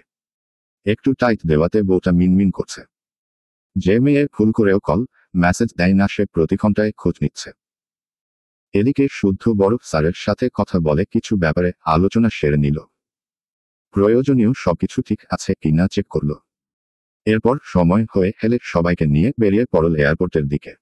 যেতে যেতে কত গল্প, হাসাহাসি, আড্ডা হলো। টুকটাক ফর্মালিটিজ পূরণ করে ঠিক সময়ে প্লেন উড়তে শুরু করল। সবার মনে তখন আপন দেশের মাটি ছোঁয়ার অপেক্ষায়। শুদ্ধ দেশে ফিরছে কাউকে জানায়নি। সেদিন তার রুমে লাস্ট শীতলের সাথে কথা হয়েছিল। এরপর শীতলের ফোন সায়নের কাছে বিধায় আর কথা বলার সুযোগ মিলেনি। তবে সে অবগত শীতল তার দেশে ফেরার কথা শুনে সেদিনই ফুপির বাসায় চলে গেছে। বোকা মেয়েটা সত্যি সত্যি ভেবেছিল তাকে বিয়ে করার জন্য দেশে ফেরার কথা বলেছিল। তা হয় নাকি? তারা একই বাড়িতে জন্ম, একসাথে বেড়ে ওঠা, লোকসমাজেও পরিচিত ভাই বোন হিসেবে। মোদ্দা কথা, জনের কারো মনে কারোরই জন্য অন্য কোনো ফিলিংস নেই। যদি থাকতো তাহলে নাও ভাবা যেত। এইটুকু ভেবে শুদ্ধ নিজেই হতবাক হয়ে গেল, আসলেই কি ভাবা যেত? বোধহয় যেত না। এর বিশেষ কারণ সায়ন ও স্বর্ণ। সে তাদের কথা সব জানে। তারা জনকে যে পাগলের মতো ভালোবাসে তাও জানে। সায়ন চালাক আর স্বর্ণ মুখচোরা বলে বাসার কেউ এতদিন খেয়াল করেনি। করবে না তাও কিন্তু নয়। আজ অথবা কাল তাদের কথা বাড়িশুদ্ধ সবাই জানবে। শাহাদত চৌধুরী কিভাবে নেবে ব্যাপারটা জানা নেই, তবে ভিলেন হবে শারাফাত চৌধুরী নিজে। উনি কখনো স্বর্ণের সাথে সায়নের বিয়ে হতে দেবে না। যদিও দেয় তবে রাজনীতি ছাড়ার শর্তে দেবে, যেটা সায়ন কখনো মানবে না। আর এসব নিয়ে একটা ঝামেলা হবে বলারও অপেক্ষা রাখে না। যদিও ঝড় ঝাপটা সময়ের সাথে সাথে ঠিকঠাক হয়ে তাদের বিয়ে হবে, সংসার হবে। সায়ন স্বর্ণকে মেনেও নেবে। কিন্তু ভুলক্রমে যদি তার সঙ্গে শীতলের কিছু হয়ও তাদের বাড়ির কেউ মানবে না। কারণ এটা হয় না। লোক সমাজ বলেও কিছু আছে। যদি তাদের দুই ভাইয়ের সাথে স্বর্ণ ও শীতল জড়িয়ে যায়ও তখন আপনা আপনিই খারাপ বদনাম রটে যাবে। একই বাড়ি, একই পরিবারে থেকে একই ঘটনা, যেগুলো শুনতেও বিশ্রী লাগবে। তাছাড়া পুরুষ মানুষ কলঙ্কদাতা, তবুও তাদের গায়ে কলঙ্ক লাগে না। যা লাগে সবটাই মেয়েদের গায়ে। তখন দেখা যাবে সায়ন স্বর্ণ বেঁচে গেলেও একই ঘটনা ঘটায় শীতলের গায়ে তার নামের কলঙ্ক লেপটে যাবে। বাজে কথা রটানো হবে। চৌধুরী বাড়ির শিক্ষা নিয়ে কথা উঠবে। এগুলো হবে জানা সত্ত্বেও এসবে জড়ানো ঠিক হবে না। কারণ বাড়ির সদস্যকে নিয়ে ওর একটা পরিবার। আর পরিবারের দিকে কেউ কাদা ছুড়াছুড়ি করলে সহ্য করতে পারবে না। বলা বাহুল্য, শীতল স্বর্ণের মতো ধীর, শান্ত স্বভাবের নয়। যদি হতো তাহলে তাকে শাসন করা লাগতো না। আর নামার ধমকের উপর রাখতে হতো। কিন্তু প্রকৃতপক্ষে শীতল হয়েছে খুবই দুষ্টু। চঞ্চলতা তার রন্ধ্রে রন্ধ্রে। তাকে ছাড়া কাউকেই ভয় করে না, বারণ শুনে না। তার উপরে তার আর্মি বাবাকে কাছে পায় না দেখে শারাফাত চৌধুরী একটু বেশি লাই পায়, প্রশ্রয় পায়। এইটুকুতেই মেয়েটা সাপের 5 পা দেখে। এবং আবদার না মেটানো অবধি ওর জেদে অটল থাকে। এজন্য একটু আধটু শাসন করে এই যা। তার মানে এই না সে শীতলকে ভালোবেসে হাবুডুবু খাচ্ছে। শাসনের আড়ালে ভালোবাসা চুইয়ে চুইয়ে পড়ছে। এসব করতে বয়েই গেছে তার। শীতল ভালোবাসলে তার দিন যাবে ভালোবাসার সঙ্গে বোঝাতে বোঝাতে। বোঝানো পরও তার প্রশ্ন হতে পারে, ভালোবাসলে কি হয় শুদ্ধ ভাই? ধরুন আমি বাসলাম না, তো তাতে কি বাংলাদেশ এতিম হয়ে যাবে?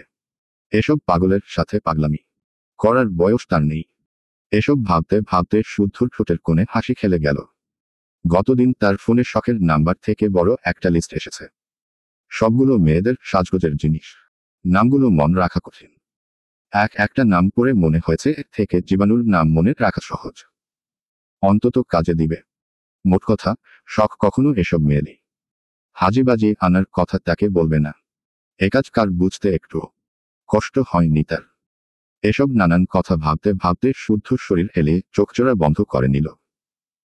অতপর লং জার্নি পার করে যথাসময়ে দেশের মাটিতে পা রাখল। এরপর বন্ধুরা একে অপরের থেকে বিদায় উবার নিয়ে বাসার পথে রওনা হলো।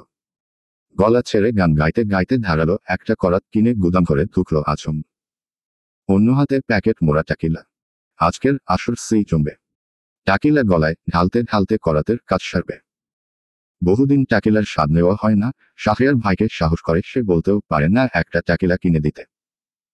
গতকাল রাতে শাহরিয়ার ভাই পার্টি অফিস রুমে তাকে ডেকে হঠাৎ সুথাল। বিদেশি ব্যান্ড নাকি খাঁটি বাংলা। আজম কথার মানে বুঝতে না পেরে মুখ কাচুমাচু করছিল। সাহস করে জিজ্ঞাসাও করতে পারছিল না। পরে চট করে কথাটা ধরে ফেলে দাঁত বের করে হাসল। ধরে নিল ভাইয়ের মন ভালো। কারণ মন ভালো থাকলে ভাই সবাইকে নিয়ে আড্ডা দেয়, মজা করে, নিজের খরচে ব্র্যান্ড চাখার সুযোগ দেয়। আজও হয়তো সেই দিন বোধ হয়। মনে মনে এসবই ভাবছিল সে। খুশিতে ছলমল করছিল তার মুখ, চোখ। তখন সায়ন 10 আঙুলের সাহায্য আঙ্গুল ফুটাতে ফুটাতে বলল, ভোতা জমধরা করাত আনবি। এরপর ভোতা করাত দিয়ে ধীরে সুস্থে হেবড়ো থেবড়ো করে ওদের 4 হাত পা কাটবি। ভুলেও যেন কাটাকাটির মুখ না হোক। আর হ্যাঁ, 5 জন ওরা। 5 গুণ 4 সমান 20 হয়। মোট 20টা হাত পা চটের বস্তায় ভরে ঠিক সকাল 10টার মধ্যে আমার সামনে এনে হাজির করবি। যদি 10টা 1 ও বাজে তাহলে তোকেও ওই অবস্থা দান করব। ওকে ভাই। আর হ্যাঁ, চেয়ারে বেঁধে কাটবি। জ্যান্ত অবস্থায়। ঠিক আছে ভাই। সিদ্দিকের দিকে নজর রাখতে বলেছিলাম। রেখেছি। সে এখন পাগলা কুকুরের মতো দৌড়ে বেড়াচ্ছে। ক্ষমতার লোভে বউটাকেও অন্যের বিছানায় পাঠায়। সব খবর আছে ভাই। ইশারা করা মাত্রই সব ভাইরাল করে দেব। হুম। কনকের বোনকে ট্র্যাপ করেছে কে? জানি না ভাই। তবে কনক কাল আপনার নামে পুলিশ কেস করেছে। তার মতে, পুরনো শত্রুতার জের ধরে আপনি একাজ করেছেন। আমি বুঝি না, কনক আমার মারা খেতে এত লাইক করে কেন? একা একা আর কতজনকে মারা দেব আমি? আমিও তো মানুষ। এনার্জি বলেও একটা ব্যাপার আছে। সিদ্দিক যে এত আদর যত্ন করে ওর পেছনে মারা দিল। অথচ সে অধিক অধিক তাকিয়ে সত্যিটা না জেনে সমানে আমার নামই জপে যাচ্ছে। শালায় সত্যি সত্যি আমারে টুরু লাভ মারে। আমি খালি এসব বালছাল কিছু বুঝি না তাই। আজম মুখ টিপে হাসল। সায়ন তখন এক বান্ডিল টাকা টেবিলের উপর রেখে নিতে ইশারা করল। সে নিল। এরপর দলবেঁধে টাকিলা নিয়ে চলে হেলো ডালের গুদাম ঘরে। এখানে আজ কাজ আছে মেলা। সব সারতে হবে। ভাই ওদেরকে খুশি করেছে তাই তারাও ভেবেছে সকাল 10টা নয়, রাত 10টার আগেই কাজ সেরে ফেলবে। এসব নিয়ে আলোচনা করতে করতে তারা গলায় টাকিলা ঢেলে লেগে গেল আদেশকৃত কাজে। তাদের দেখে ছটফট করতে লাগলো 5 জন যুবক। বাইরে থেকে মনে হবে কেউ গুদামঘরের রড কাটার কাজ করছে, নতুবা পুনরায় তা মেরামতের কাজ করছে। আসলে সেসব কিছুই না। তারা একপাশে গ্রিল মেশিন অন করে অন্য পাশে জ্যান্ত মানুষের হাত পাকাচ্ছে। পরের দিন সকাল 10টা। দরজায় কড়া নাড়ছে পবিত্র মাহের রমজান মাস। পরশুদিন থেকে রোজা শুরু, রোজা উপলক্ষে বাজার সদাইয়ের লিস্ট করতে বসেছে সীতারা। উনাকে সাহায্য করছে সিরাত ও শিমিন। 3 জন মিলে বড় লিস্ট করে ধরিয়ে দিলেন শাওয়ান চৌধুরীর হাতে। শাওয়ান চৌধুরী যেতে গেলে চট করে উনার পথ আগলে ধরল সাম্য, সজরিন। যে ধরল তারা বাবার সাথে যাবে।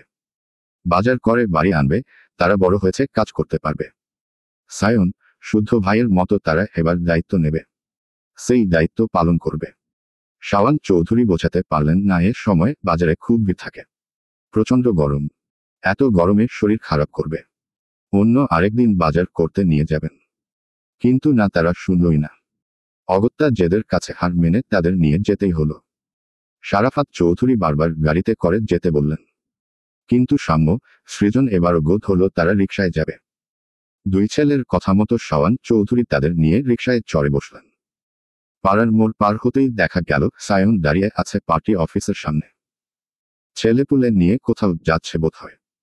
কানে ফোন ধরে কথা বলায় ডাকল না কেউ। বাপ ছেলেরা মিলে গল্পে গল্পে এগিয়ে গেলেন বাজারের দিকে। আজ সরকারি ছুটির দিন। শখ, স্বর্ণ, শীতল কেউ 2 দিন বাসায় ছিল না। শতরূপা চৌধুরীর বাসায় বেড়াতে গিয়েছিল ওরা। কিছুক্ষণ হলো বাসায় ফিরে ফ্রেশ হতে গেছে। 2 দিন আগে শীতল হঠাৎ এই গোদ হলো সে ফুপির বাসায় যাবে। বলা মাত্রই ব্যাগ প্যাক নিয়ে রেডি। মূলত শুদ্ধ আসার কথা শুনে সে দ্রুত পালানোর পায়তারা জুড়েছে। পরে তাকে একা না ছেড়ে শখ, স্বর্ণ ওর সাথে গিয়েছিল। 2 দিন থেকে যখন শুনল শুদ্ধ ফিরতে আরো দেরি হবে তখনই বাসায় ফিরে এসেছে। আপদ এখন বাসায় নেই, আসতে দেরি হবে, একথা ভেবে শীতলের প্রাণবন্ত রূপটা ফিরে এসেছে। এখন দিন ইচ্ছে মতো ঘুরবে, ফিরবে। কিয়ারার সাথেও কথা হয়েছে, আজ শপিং মলে যাবে 2 জন। দেখে আসবে এবারের ঈদে কোন ড্রেসের চাহিদা বেশি, কোন কোন কালারটা ক্রেতারা পছন্দ করছে। রোজা শুরু হতে না হতেই তার ড্রেস নিয়ে চিন্তিত। এই নিয়ে সিমিনের কানের কাছে কিছুক্ষণ হ্যাং হ্যাং করে বোকা খেয়ে তারপর থেমেছে। হাতের কাজ সেরে সীতারা চৌধুরীর মনে পড়ল সকালের ওষুধটা খেতে ভুলে গেছেন। রুমের ড্রেসিং টেবিলের সামনেই রাখা উনার ওষুধের পাতা। যেতেও ইচ্ছে করছে না। উনার সোফায় বসে দেখলেন শীতলকে সিঁড়ি দিয়ে নিচে নেমে এসেছে। তাই তাকে বললেন, শীতল, আমার রুম থেকে ওষুধের পাতাটা এনে দে তো মা। কোন ওষুধের পাতা বড় মা? সাদা পাতা। কোথায় আছে? ড্রেসিং টেবিলের উপর। আচ্ছা। একথা বলে সে চলে গেল বড় মায়ের ঘরে। সামনে রাখা ওষুধের পাতা। সে সেটা নিয়ে বের হতেই চোখ পড়ল একটা অ্যালবামের দিকে। এটা চিনে সে। দেখেছেও বহুবার। তবুও বর্ষর অ্যালবামটা হাতে নিয়ে বেরিয়ে এলো রুম থেকে। এখানে বড় মা, বড় আব্বুর বিয়ের সব ছবি আছে। আছে তাদের সব ভাইবোনদের ছোটবেলার স্মৃতি। দাদা দাদির ছবিও আছে। সে বড় মাকে ওষুধটা দিয়ে সোফায় হাঁটু মুড়ে ছবি দেখতে বসল। আগেও দেখেছে, তবুও বারবার দেখতে ভালোই লাগে। হাসাহাসি হয়। ততক্ষণে সীতারা সরে এসে বসেছে তার পাশে। উনিও দৃষ্টি দিয়েছে এই দিকেই। একটা ছবি মনে করিয়ে দিচ্ছে একটা একটা মুহূর্তের কথা। গল্পে গল্পে শীতলকে সেসব গল্প শোনাচ্ছেন। শীতল মন দিয়ে তা শুনছে। কখনো খিলখিল করে উচ্চযোগে হেসে উঠছে। তার সঙ্গে তাল মিলাচ্ছেন সীতারাও। তখন কলিং বেশ বেজে উঠল। শিমিন এদিকেই আসছিলেন দেখে উনিই দরজা খুলে দিলেন। দরজা খুলে কারোর সাথে কথা বলছে মানে পরিচিত কেউই হবে ভেবে সীতারা কিংবা শীতল কেউ পাত্তা দিল না। নিজেরা নিজেদের গল্পে মেতে থাকল। তখন শীতল একটা ছবির দিকে তাকিয়ে ডাকল, বড় মা। হুম। কলেজে থাকাকালীন শুদ্ধ ভাই হাবাগোবা টাইপের ছিল, তাই না? মোটেও না। আমার ছেলের চোখ, নাক, মুখ, ঠোঁটের আর্ট দেখেছিস? হুম দেখেছি, পুরাই দেশি হাম্বা টাইপের। কি? আমার ছেলের চোখ, মুখ হাম্বা টাইপের? হুম। কেন তুমি জানতে না? এই দেখো, শুদ্ধ ভাইয়ের এই ছবিতে গরু গরু চোখগুলো ভালো করে দেখো। মোটা, চওড়া করে কাজল দিয়ে দিলে পুরাই দেশি গরু। তখন পাশে কাউকে বসতে দেখে জনি তাকাতেই দেখে ক্লান্ত শরীরে শুদ্ধ এসে বসেছে। শীতল চোখ সরিয়ে ছবির দিকে তাকিয়ে আর চোখে আরেকবার তাকালো শুদ্ধর দিকে। শুনে নিল নাকি মার না খেতে হয়। তবে হাবাগোবাটা আর হাবাগোবা নেই, সুদর্শন পুরুষে পরিণত হয়েছে। মুখে যত যায় বলুক, বিশুদ্ধ পুরুষের পুরুষালী চোখগুলো অদ্ভুত সুন্দর। চোখ, মুখের আর্ট সত্যিই মুগ্ধ করার। প্রশস্ত বুক, মাথা ভর্তি চুলে নিউ হেয়ার কাট। লম্বায় কত হতে পারে সঠিকটা জানা নেই, তবে অনেকটাই লম্বা। তাকে চোখ তুলে উপরে তাকিয়ে কথা বলতে হয়। যদিও চৌধুরীরা সবাই উচ্চতায় এমন। সে আর তাকালো না, আর না আগ বাড়িয়ে কোনো কথা বলল। দেখা যাবে কিছু বলতে গেলে তেরাবেকা কথা বলে বসে থাকবে। সীতারা ছেলেকে দেখে চট করে এক গ্লাস পানি এগিয়ে দিলেন। কুশল বিনিময় করলেন। সিরাত, শিমিন তাকে ক্লান্ত দেখে ফ্রেশ হয়ে খাওয়ার তাড়া দিলেন। শীতল তাকিয়ে তাকিয়ে দেখল তার মা চাচিদের ব্যস্ততা। কিছুক্ষণ আগে তারাও দুদিন পর তো বাড়ি এলো। কই কেউ তো এমন করল না। অথচ বিশুদ্ধ পুরুষের কদর দেখো। সে মুখটা বাঁকিয়ে একটা খোঁচা মেরাই দিল। যান যান, ফ্রেশ হয়ে খেয়ে নিন শুদ্ধ ভাই। রাজ্য জয় করে ফিরেছেন, কত ধকল গেছে। একটু বিশ্রাম না নিলে হয়? তাছাড়া মেয়ে মানুষের সাথে আকাশে আকাশে উড়াউড়ি করা কি চারটে খানি কথা নাকি? একথা শুনে শুদ্ধ ঘাড় ঘুরিয়ে তাকালো। বাড়ি আসতে না আসতেই খোঁচা মারা শুরু। এরপর শুরু করবে জ্বালাতন করা। ফলস্বরূপ তার শক্ত হাতে মার খেয়ে এরপর যদি থামে। তাকে তাকাতে দেখে শীতল উঠে সিঁড়ির দিকে যেতে যেতে পুনরায় শুনিয়ে শুনিয়ে বলল, মানুষ রাজ্য জয় করে আসে, অনেক অনেক টাকা ইনকাম করে, অথচ কাউকে কিছু দিয়ে আফসোস করে সেটা আবার কেড়েও নেয়। হায়রে দুনিয়া! পৃথিবীতে মানবিকতা বলে কিছু নেই। আল্লাহ এসব জল্লাদদের তৌফিক দান করো। রমজানের উসিলায় এদের মনে মায়া দাও, আমিন। আজ প্রায় দুদিন হলো আহনাফের সঙ্গে কোনোভাবে যোগাযোগ করা যাচ্ছে না। ফোন বন্ধ। মাঝে মাঝে কল ঢুকলেও কল রিসিভ করছেন না সে। আর না নিজের অবস্থানের কথা জানাচ্ছে। একমাত্র ছেলের খোঁজ নিতে না পেরে আহনাফের বাবা মা অস্থির হয়ে উঠেছে। পরিচিত যাদের জানে চীনে তাদের থেকেও খোঁজ পাননি তারা। অগত্যা ভেবেই নিয়েছে শখের সাথে বোধ হয়ে কিছু হয়েছে। নয়তো বলা নেই, কওয়া নেই, এভাবে যোগাযোগ বন্ধ করার কারণ কি? এসব ভেবেই উনারা রওনা দিয়েছেন চৌধুরী বাড়ি যাওয়ার উদ্দেশ্যে। সরাসরি কথা বলা দরকার। ছোট ছোট সমস্যাগুলোই একটা সময় বিরাট আকার ধারণ করে। মোট কথা, মাত্রই কদিন হলো ওদের এঙ্গেজমেন্ট হয়েছে, এর মধ্যে কি এমন হলো যে সে যোগাযোগ করা বন্ধ করে দিল? কই, আহনাফ তো এতদিন এমন কিছু করেনি। হ্যাঁ, বহুবার রাগ করেছে, কিন্তু এভাবে একেবারেই লাপাত্তা হয়ে যায়নি। অর্থাৎ বুঝতে হবে ঘটনা অন্য কিছু। তবে অন্য কিছুটা কি গিয়েই না হোক জানা যাবে। এদিকে এত কিছু ঘটে যাচ্ছে অথচ শখ কিছুই জানে না। জানবে কিভাবে? রুমে ফোন রেখে ভাই বোনদের সঙ্গে বাগানে এসেছে সে। শ্বশুর শাশুড়ি ননদ একের পর এক কল করেই যাচ্ছে, খুনা করেও টের পায়নি। ফোন সাইলেন্ট থাকায় আশেপাশের কারোর কানে পৌঁছায়নি ফোনের টোন। দুপুরে খেয়ে বই পড়তে পড়তেই ঘুমিয়েছিল একটু। বিকেলে ফ্রেশ হয়ে একটা বই হাতে নিতেই সাম্য সৃজন টেনে বাগানে এনেছে। শীতল নাকি? ডাকছে। এসে দেখে শীতল গাছে উঠে বসে আছে, স্বর্ণ ঘাসের উপর বসে আছে। দেখে মনে হচ্ছে তাকেও জোর করে ঘুম থেকে টেনে তোলা হয়েছে। শখ স্বর্ণের দিকে একবার তাকিয়ে উপরে তাকালো। শীতল মুগ ডালে বসে পা দুলাতে দুলাতে পেয়ারা খাচ্ছিল। ওড়না কোমরে পেঁচিয়ে রাখা। শখ তাকে দেখে নিজেও ঘাসের উপর বসল। শীতল তখন 4টা পেয়ারা ছুঁড়ে দিল ভাইবোনের দিকে। সাম্য, সৃজন, শখ, স্বর্ণ কামড় বসাল ড্যাসা ড্যাসা পেয়ারায়। লাল পেয়ারা। খেতে খুবই মজা। পেয়ারায় কামড় বসিয়ে কিছু একটা ভেবে শীতল শখকে ডাকল। আপু। হুম। তোমার হবু শ্বশুরের আন্টিনায় সমস্যা আছে নাকি? ছোট বোনের মুখে হবু শ্বশুরের নামে একথা শুনে ভ্যাবাচাকা খেয়ে গেল শখ। পেয়ারা চিবানো থামিয়ে চোখ তুলে তাকালো দাঁত বের হাসা শীতলের দিকে। বোনকে তাকাতে দেখে শীতল সাহস পেল। সে বুক ভরে দীর্ঘশ্বাস টেনে বলল, আমার মনে হয় সমস্যা আছে। ছি, ছি, এসব কি বলছিস শীতল? এসব বলতে নেই। তুমি বলো, সমস্যা না থাকলে ভাইয়ের একটা ছোট ভাই ডাউনলোড করলো না কেন? করলে তোমার সাথে আমিও ওই বাড়িতে আস্তানা গেড়ে বসতে পারতাম। শখ বিস্ময় নিয়ে তাকিয়ে আছে। এই পাজিটা কিসব বলে? বোনের মুখ দেখে শীতলের পেট ফেটে হাসি পেল। কিন্তু হাসল না। বরং শখকে আর একটু ভরকে দিতে বলল, তোমার শ্বশুরকে ফোন দিয়ে বলো তো আরেকটা ছেলে ডাউনলোড দিতে। কাজকর্ম যা করার এখন থেকেই শুরু করতে বলো। কানা বোচা যেমনই হোক, ছেলে হলেই হবে। দাও দাও, এক্ষুনি ফোন দাও। এমনিতে অনেক দেরি হয়েছে, তাছাড়া শুভ কাজে দেরি করতে নেই। একথা বলে শীতল থামতেই সাম্য গেটের দিকে উকিঝুঁকি মেরে একটা সাদা গাড়ি বাড়ির মধ্যে আসছে দেখে বলল, শীতল আপু গাছ থেকে নামো। শুদ্ধ ভাই কিন্তু বাসাতেই আছে। তোমার জন্য আমাদেরকেও না পানিশমেন্ট পেতে হয়। আই আই বে দাও, আমি তোর শুদ্ধ ভাইকে ভয় পাই। জানিস, তোর পিয়ারের শুদ্ধ ভাই আমাকে ভয় পায়। এই শীতলকে ভয় পায় ওই শোয়াইবুর শুদ্ধ ভাই। যা, ডপ মারার আর জায়গা পাও না। আমি ডপ মারছি। আমি প্রমাণ দিব, দেখবি। হুম, দেখব। ঠিক আছে। আগামী লাল শুক্রবারেই প্রমাণ দেব, তখনই মিলিয়ে নিস আমার কথা।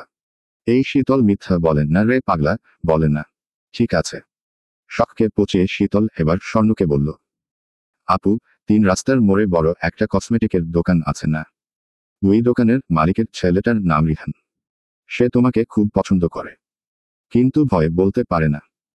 সে আমাকে 2 ডজন চুরি ঘুষ দিয়েছে তোমাকে কথাটা জানানোর জন্য। ওহ।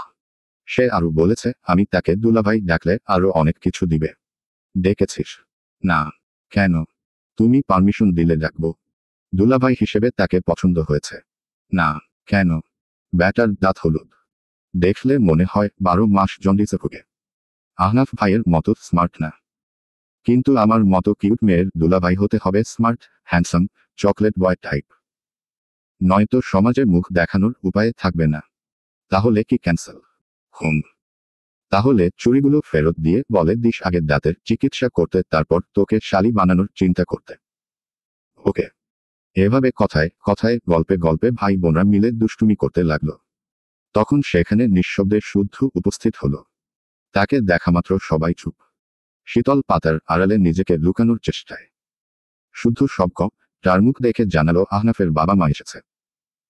ভদ্রভাবে সবাই গিয়ে যেন দেখা করে, কথা বলে। অহেতুক হিহি করলে এক একটাকে মেরে কাছে ঝুলিয়ে রাখবে। ভাইয়ের কথা শুনে স্বর্ণ, শখ, সাম্য, সৃজন ভদ্র বাচ্চার মতো ধীরে সুস্থে হেঁটে বাড়ির দিকে গেল। এবার শুদ্ধ মুখ তুলে তাকালো পাতার আড়ালে থাকা শীতলের দিকে।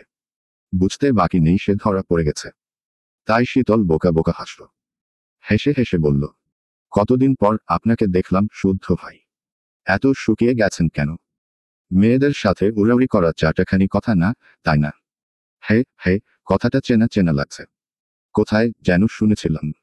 তা কেমন চলছে আপনার উড়াউড়ি? ভালোই। দোয়া করি যেন ভালোই যায়। হুম।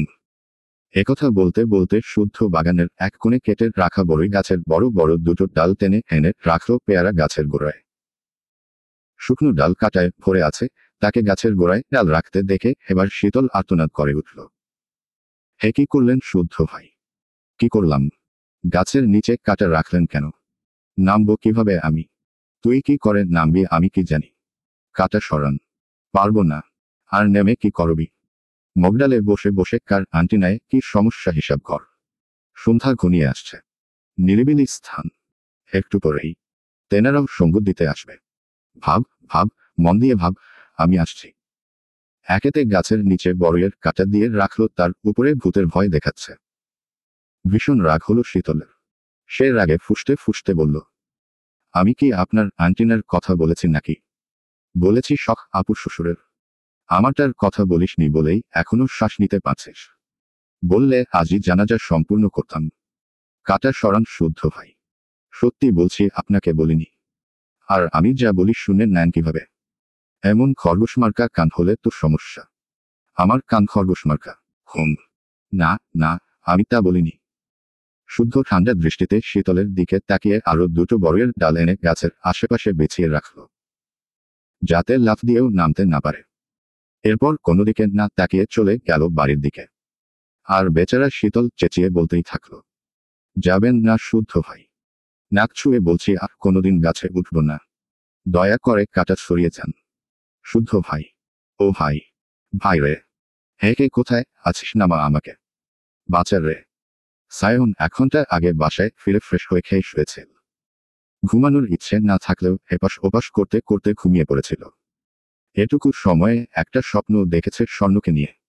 তাদের বিয়ের স্বপ্ন। স্বর্ণ কি সুন্দর করে সেজেছে। নীল শাড়ি পরেছে। শীতল আর শখ স্বর্ণকে রেখে গেছে তার রুমে। ফুলে ফুলে ভরা পুরো রুম। সে খুশিতে ডগমগ হয়ে মুখ ভর্তি হাসি নিয়ে রুমে এসেছে। কিন্তু রুমের দরজায় দাঁড়িয়ে দেখে স্বর্ণ বিছানায় নেই। তার জানামতে নতুন বউরা বিছানার মাঝখানে লজ্জায় নত হয়ে বসে থাকে। মুখের সামনে থাকে এক হাত খোপটা। কিন্তু তার বউ কই? বউ নাই দেখে তার বুকে বিজলি পড়ার উপক্রম। চোখের ভাসে ঝিকিমিকি বাতির আলো। সে পাগলা ভেড়ার মতো এদিক ওদিক পানে তাকিয়ে খুঁজতে থাকে প্রাণপ্রিয় বউকে। খুঁজতে খুঁজতে দেখে স্বর্ণ চুপ করে সিলিংয়ের উপর পা ঝুলিয়ে বসে আছে। তাকে ফ্যানের উপর বসে থাকতে দেখে সে শুধায়, একই রে তুই ওখানে কেন? নেমে আয় বউ। আজ না আমাদের সোহাগ রাত। সোহাগ রাত না চাই। ওমা একই কথা। বিয়ে হয়ে গেছে আমাদের। আর নেই ভাবনা। আর নেই চিন্তা। দ্রুত নেমে আয় চান। জন মিলে করে ফেলি বেবি আনার প্ল্যান। না সায়ন ভাই, আমি আপনার সাথে বাসর করব না। কেন সোনা? কি অপরাধ আমার? কি করেছি আমি, বল? আপনি কেন ক্যাটকেটে হলুদ শখ পরে বিয়ে করতে গেলেন না? কেন বলুন? আমার তো হলুদ কালার শখ নেই সোনা। তোর হলুদ শাড়ি কেটে না হয় একটা বানিয়ে দিস। একথা বলতে না বলতে স্বর্ণ লাফ দিয়েছে তার উপর। সে স্বর্ণকে ক্যাচ করে ঝাপটে ধরে পাগলের মতো চুমু দিতে শুরু করেছে। চুমুতে চুমুতে ভিজিয়ে ফেলেছে স্বর্ণের চোখ, গাল, ঠোঁট, থুতনি, গলা ও মৃষণ গ্রীবা। এতদিনের অপেক্ষা তর যে আর সয় না। কম্পিত হাতে খুলেও ফেলেছে বউয়ের পরনের শাড়ি। মুখ ডুবিয়েছে গলায়। মন, মস্তিষ্ক, হাতও উন্মাদ। দেহখানা যেন এখন পাগলা খোরার ন্যায় অবাধ্য। তখন তীব্র হাঁকুনিতে ঘুম ভেঙে যায় তার। চোখ খুলে দেখে শুদ্ধ ভ্রুকুচকে তাকিয়ে আছে। তার বাসরঘরে শুদ্ধ কোথা থেকে এলো? বউ কই তার? সে কিছু বলার আগে বিরক্তি নিয়ে শুদ্ধ বলল, রুমের দরজা খোলা রেখে কোলবালিশকে পাগলের মতো চুমু খাচ্ছিলে কেন? মাথা টাথা কি একেবারেই গেছে? সায়ন ঘাড় ঘুরিয়ে আশেপাশে তাকালো। ফুলে ভরা রুমে ফুল কই? আর বউ কই তার? সে এবার মাথা চুলতে আমতা আমতা করে বলল, আমার বউ কোথায়?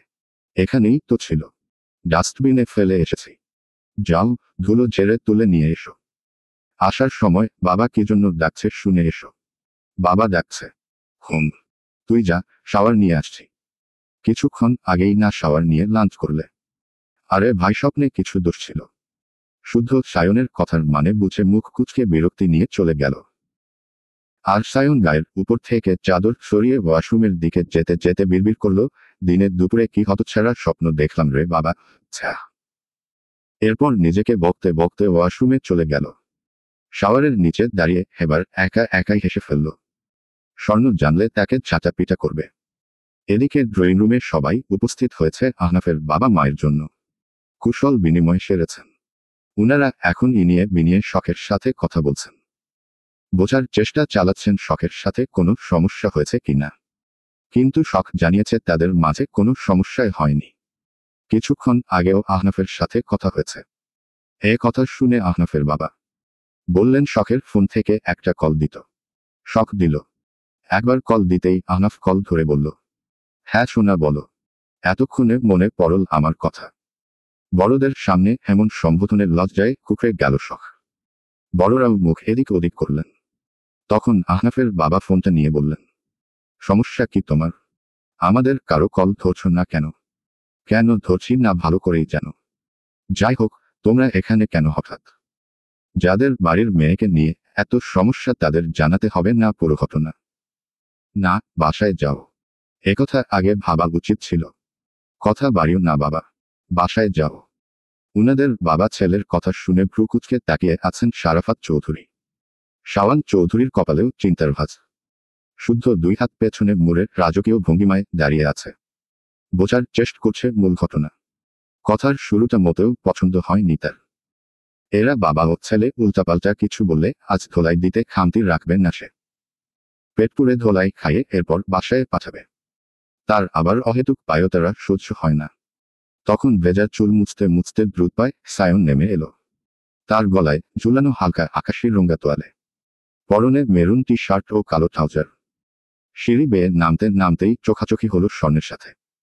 তাকে অসময়ে গোসল করতে দেখে খুঁজতে তাকিয়ে আছে সে। সায়ন গা ঘেঁষে দাঁড়ালো একদম স্বর্ণের পাশাপাশি। বাকিরা আহনাফদের কথা শোনার মগ্ন। তখন স্বর্ণ কণ্ঠস্বর খাদে এনে বলল, অসময়ে গোসল কেন? কোনো কথা বলবি না বে, দব ও। বিয়ে করতে বলি করিস না তাহলে স্বপ্নে আসিস কেন? দূরে যা, যা বলছি। স্বর্ণ তার কথার আগামাথা কিছুই বুঝল না। ওদিকে আহনাফের বাবা পারছে না ছেলেকে দু থাপ্পড় দিতে। তখন শারাফাত চৌধুরী গলা খাকারি দিয়ে সবার দৃষ্টি আকর্ষণ করলেন। তারপর নিজে কথা বলার জন্য হাত বাড়িয়ে ফোন চাইলেন। আহনাফের বাবা ফোন এগিয়ে দিলে শারাফাত চৌধুরী স্বভাবসুষ গুরু গম্ভীর কণ্ঠে বললেন, কি হয়েছে আহনাফ? কোনো সমস্যা? হঠাৎ উনাকে দেখে আহনাফ ভ্যাবাচাকা খেয়ে গেলে সে দ্রুত নিজেকে সামলে সালাম দিল। শারাফাত চৌধুরী বাড়তি কথায় না গিয়ে আসল প্রসঙ্গে কথা তুললেন। সরাসরি জানতে চাইলেন এসবের মানে কি। শখ কিছু করেছে কিংবা অন্য কিছু? আহনাফ মাথা নিচু করে কিছুক্ষণ চুপ থাকল।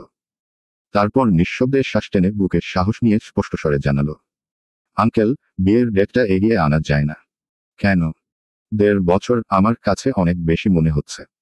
কিন্তু শখের পড়া। জবাবে কিছু বলতে গিয়েও থেমে গেলেন শারাফাত চৌধুরী। অনুধাবন করার চেষ্টা করলেন ছেলেটার ব্যাকুলতা, কাতরতা। এ বয়স, এ সময়, এই উপলব্ধির সাথে পরিচিত তিনি। আজ বয়স বেড়েছে। চুলে একটা পাক ধরেছে মানে এই না অনুভূতিরাও লোপ পেয়েছে।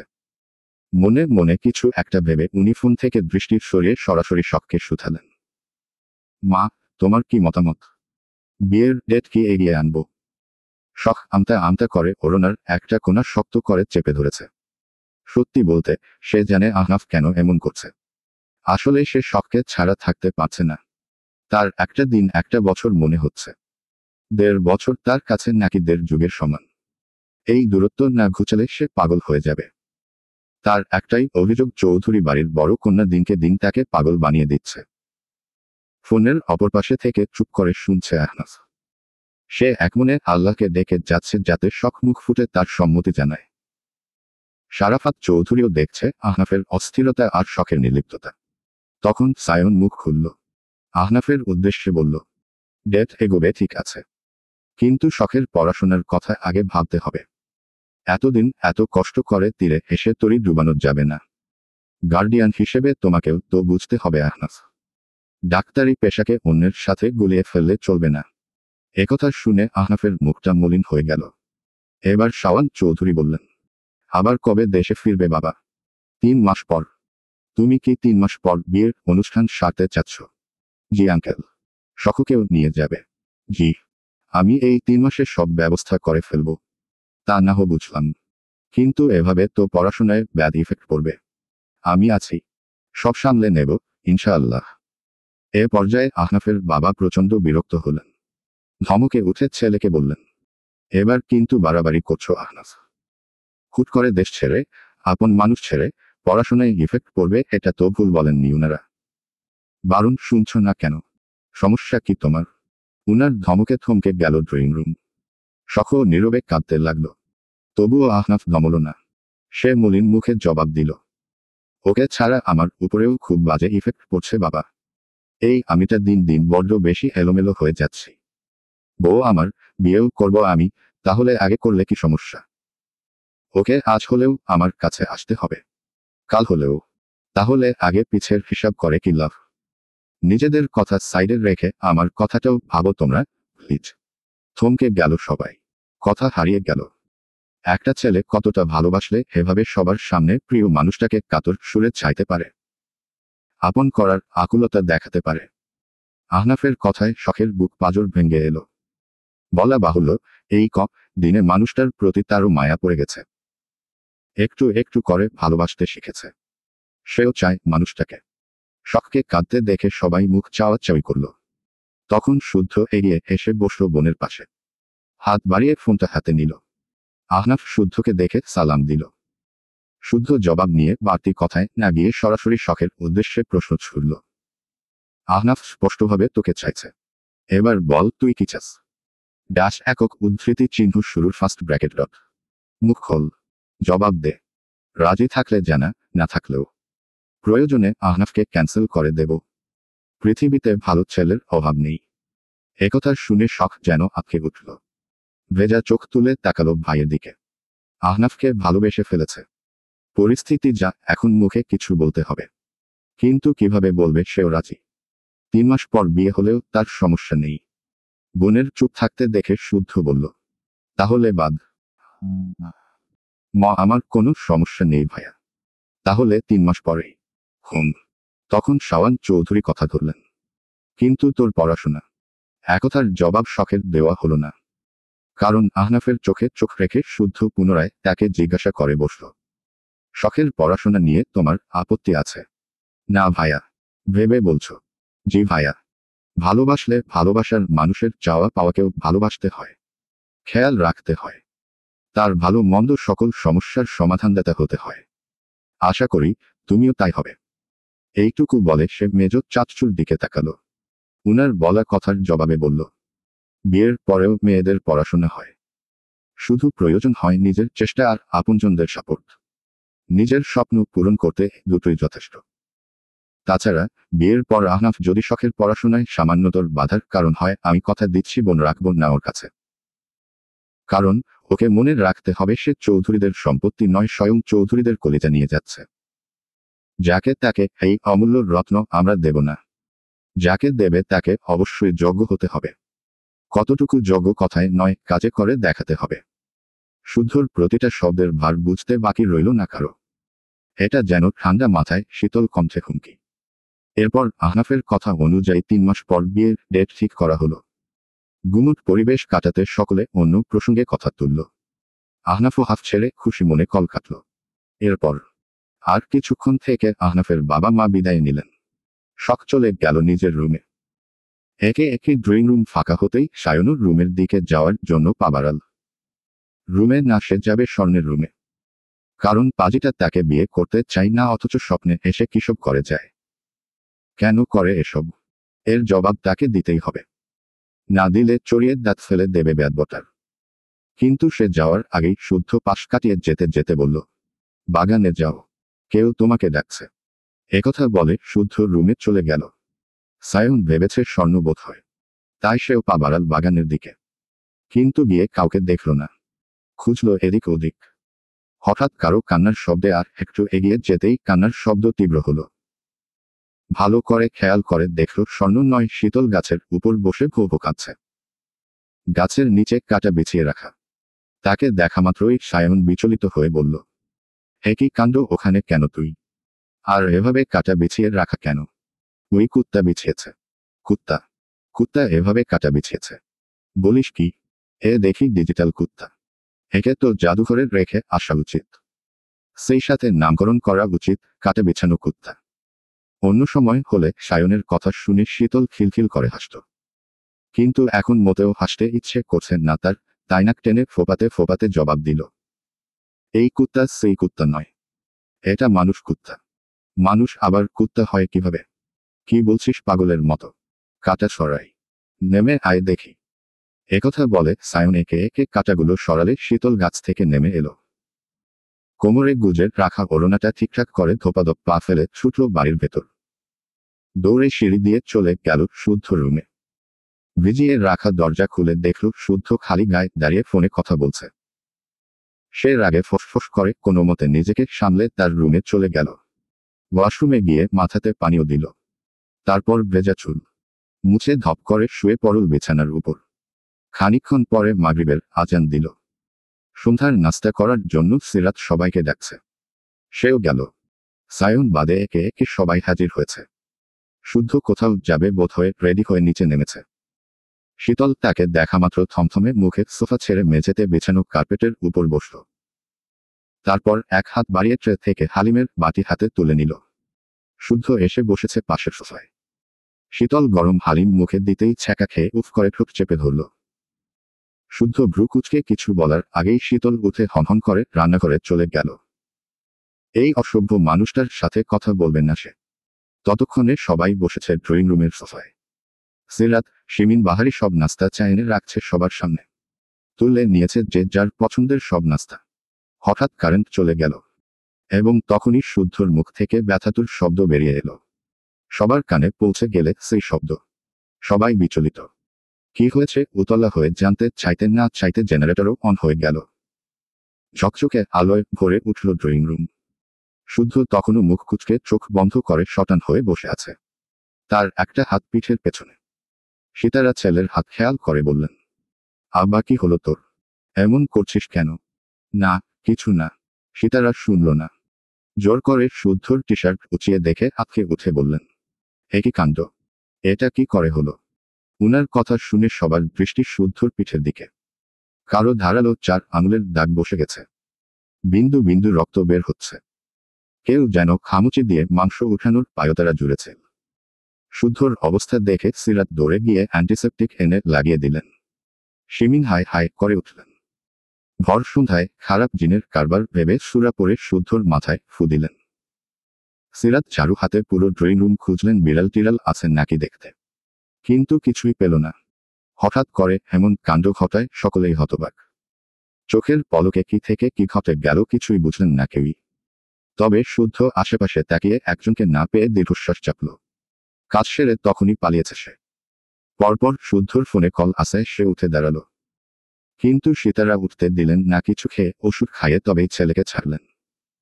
যে ক্ষত হয়েছে প্রচুর ব্যথা হবে। শুদ্ধ কথা বাড়িয়ে ওষুধ খেয়ে বেরিয়ে গেল। কয়েক ধাপ এগিয়ে পেছনে ফিরে তাকালো শীতলের বেলকনি বরাবর। কেউ নেই। তবে সে নিশ্চিত শীতল ওখানেই লুকিয়ে আছে। দেরি হয়ে যাচ্ছে ভেবে পুনরায় যাওয়ার জন্য পা বাড়াতেই শীতলের কণ্ঠের গান কর্ণকুকুরে পৌঁছালো। সে থমকে দাঁড়িয়ে গেল। শীতল তখনও চেঁচিয়ে গিয়ে যাচ্ছে। বন্ধু হাইটটা যখন যায় পিছন ফিরা ফিরা চায়। দেখলে তারে মনের ভিতর দো তারা বাঁচায়। বন্ধুর মাথায় বাবরি চুল দেখতে লাগে বিউটিফুল। রঙের ঢঙ্গের রহিম সাইজটা আমারে নাচায়। To be continue.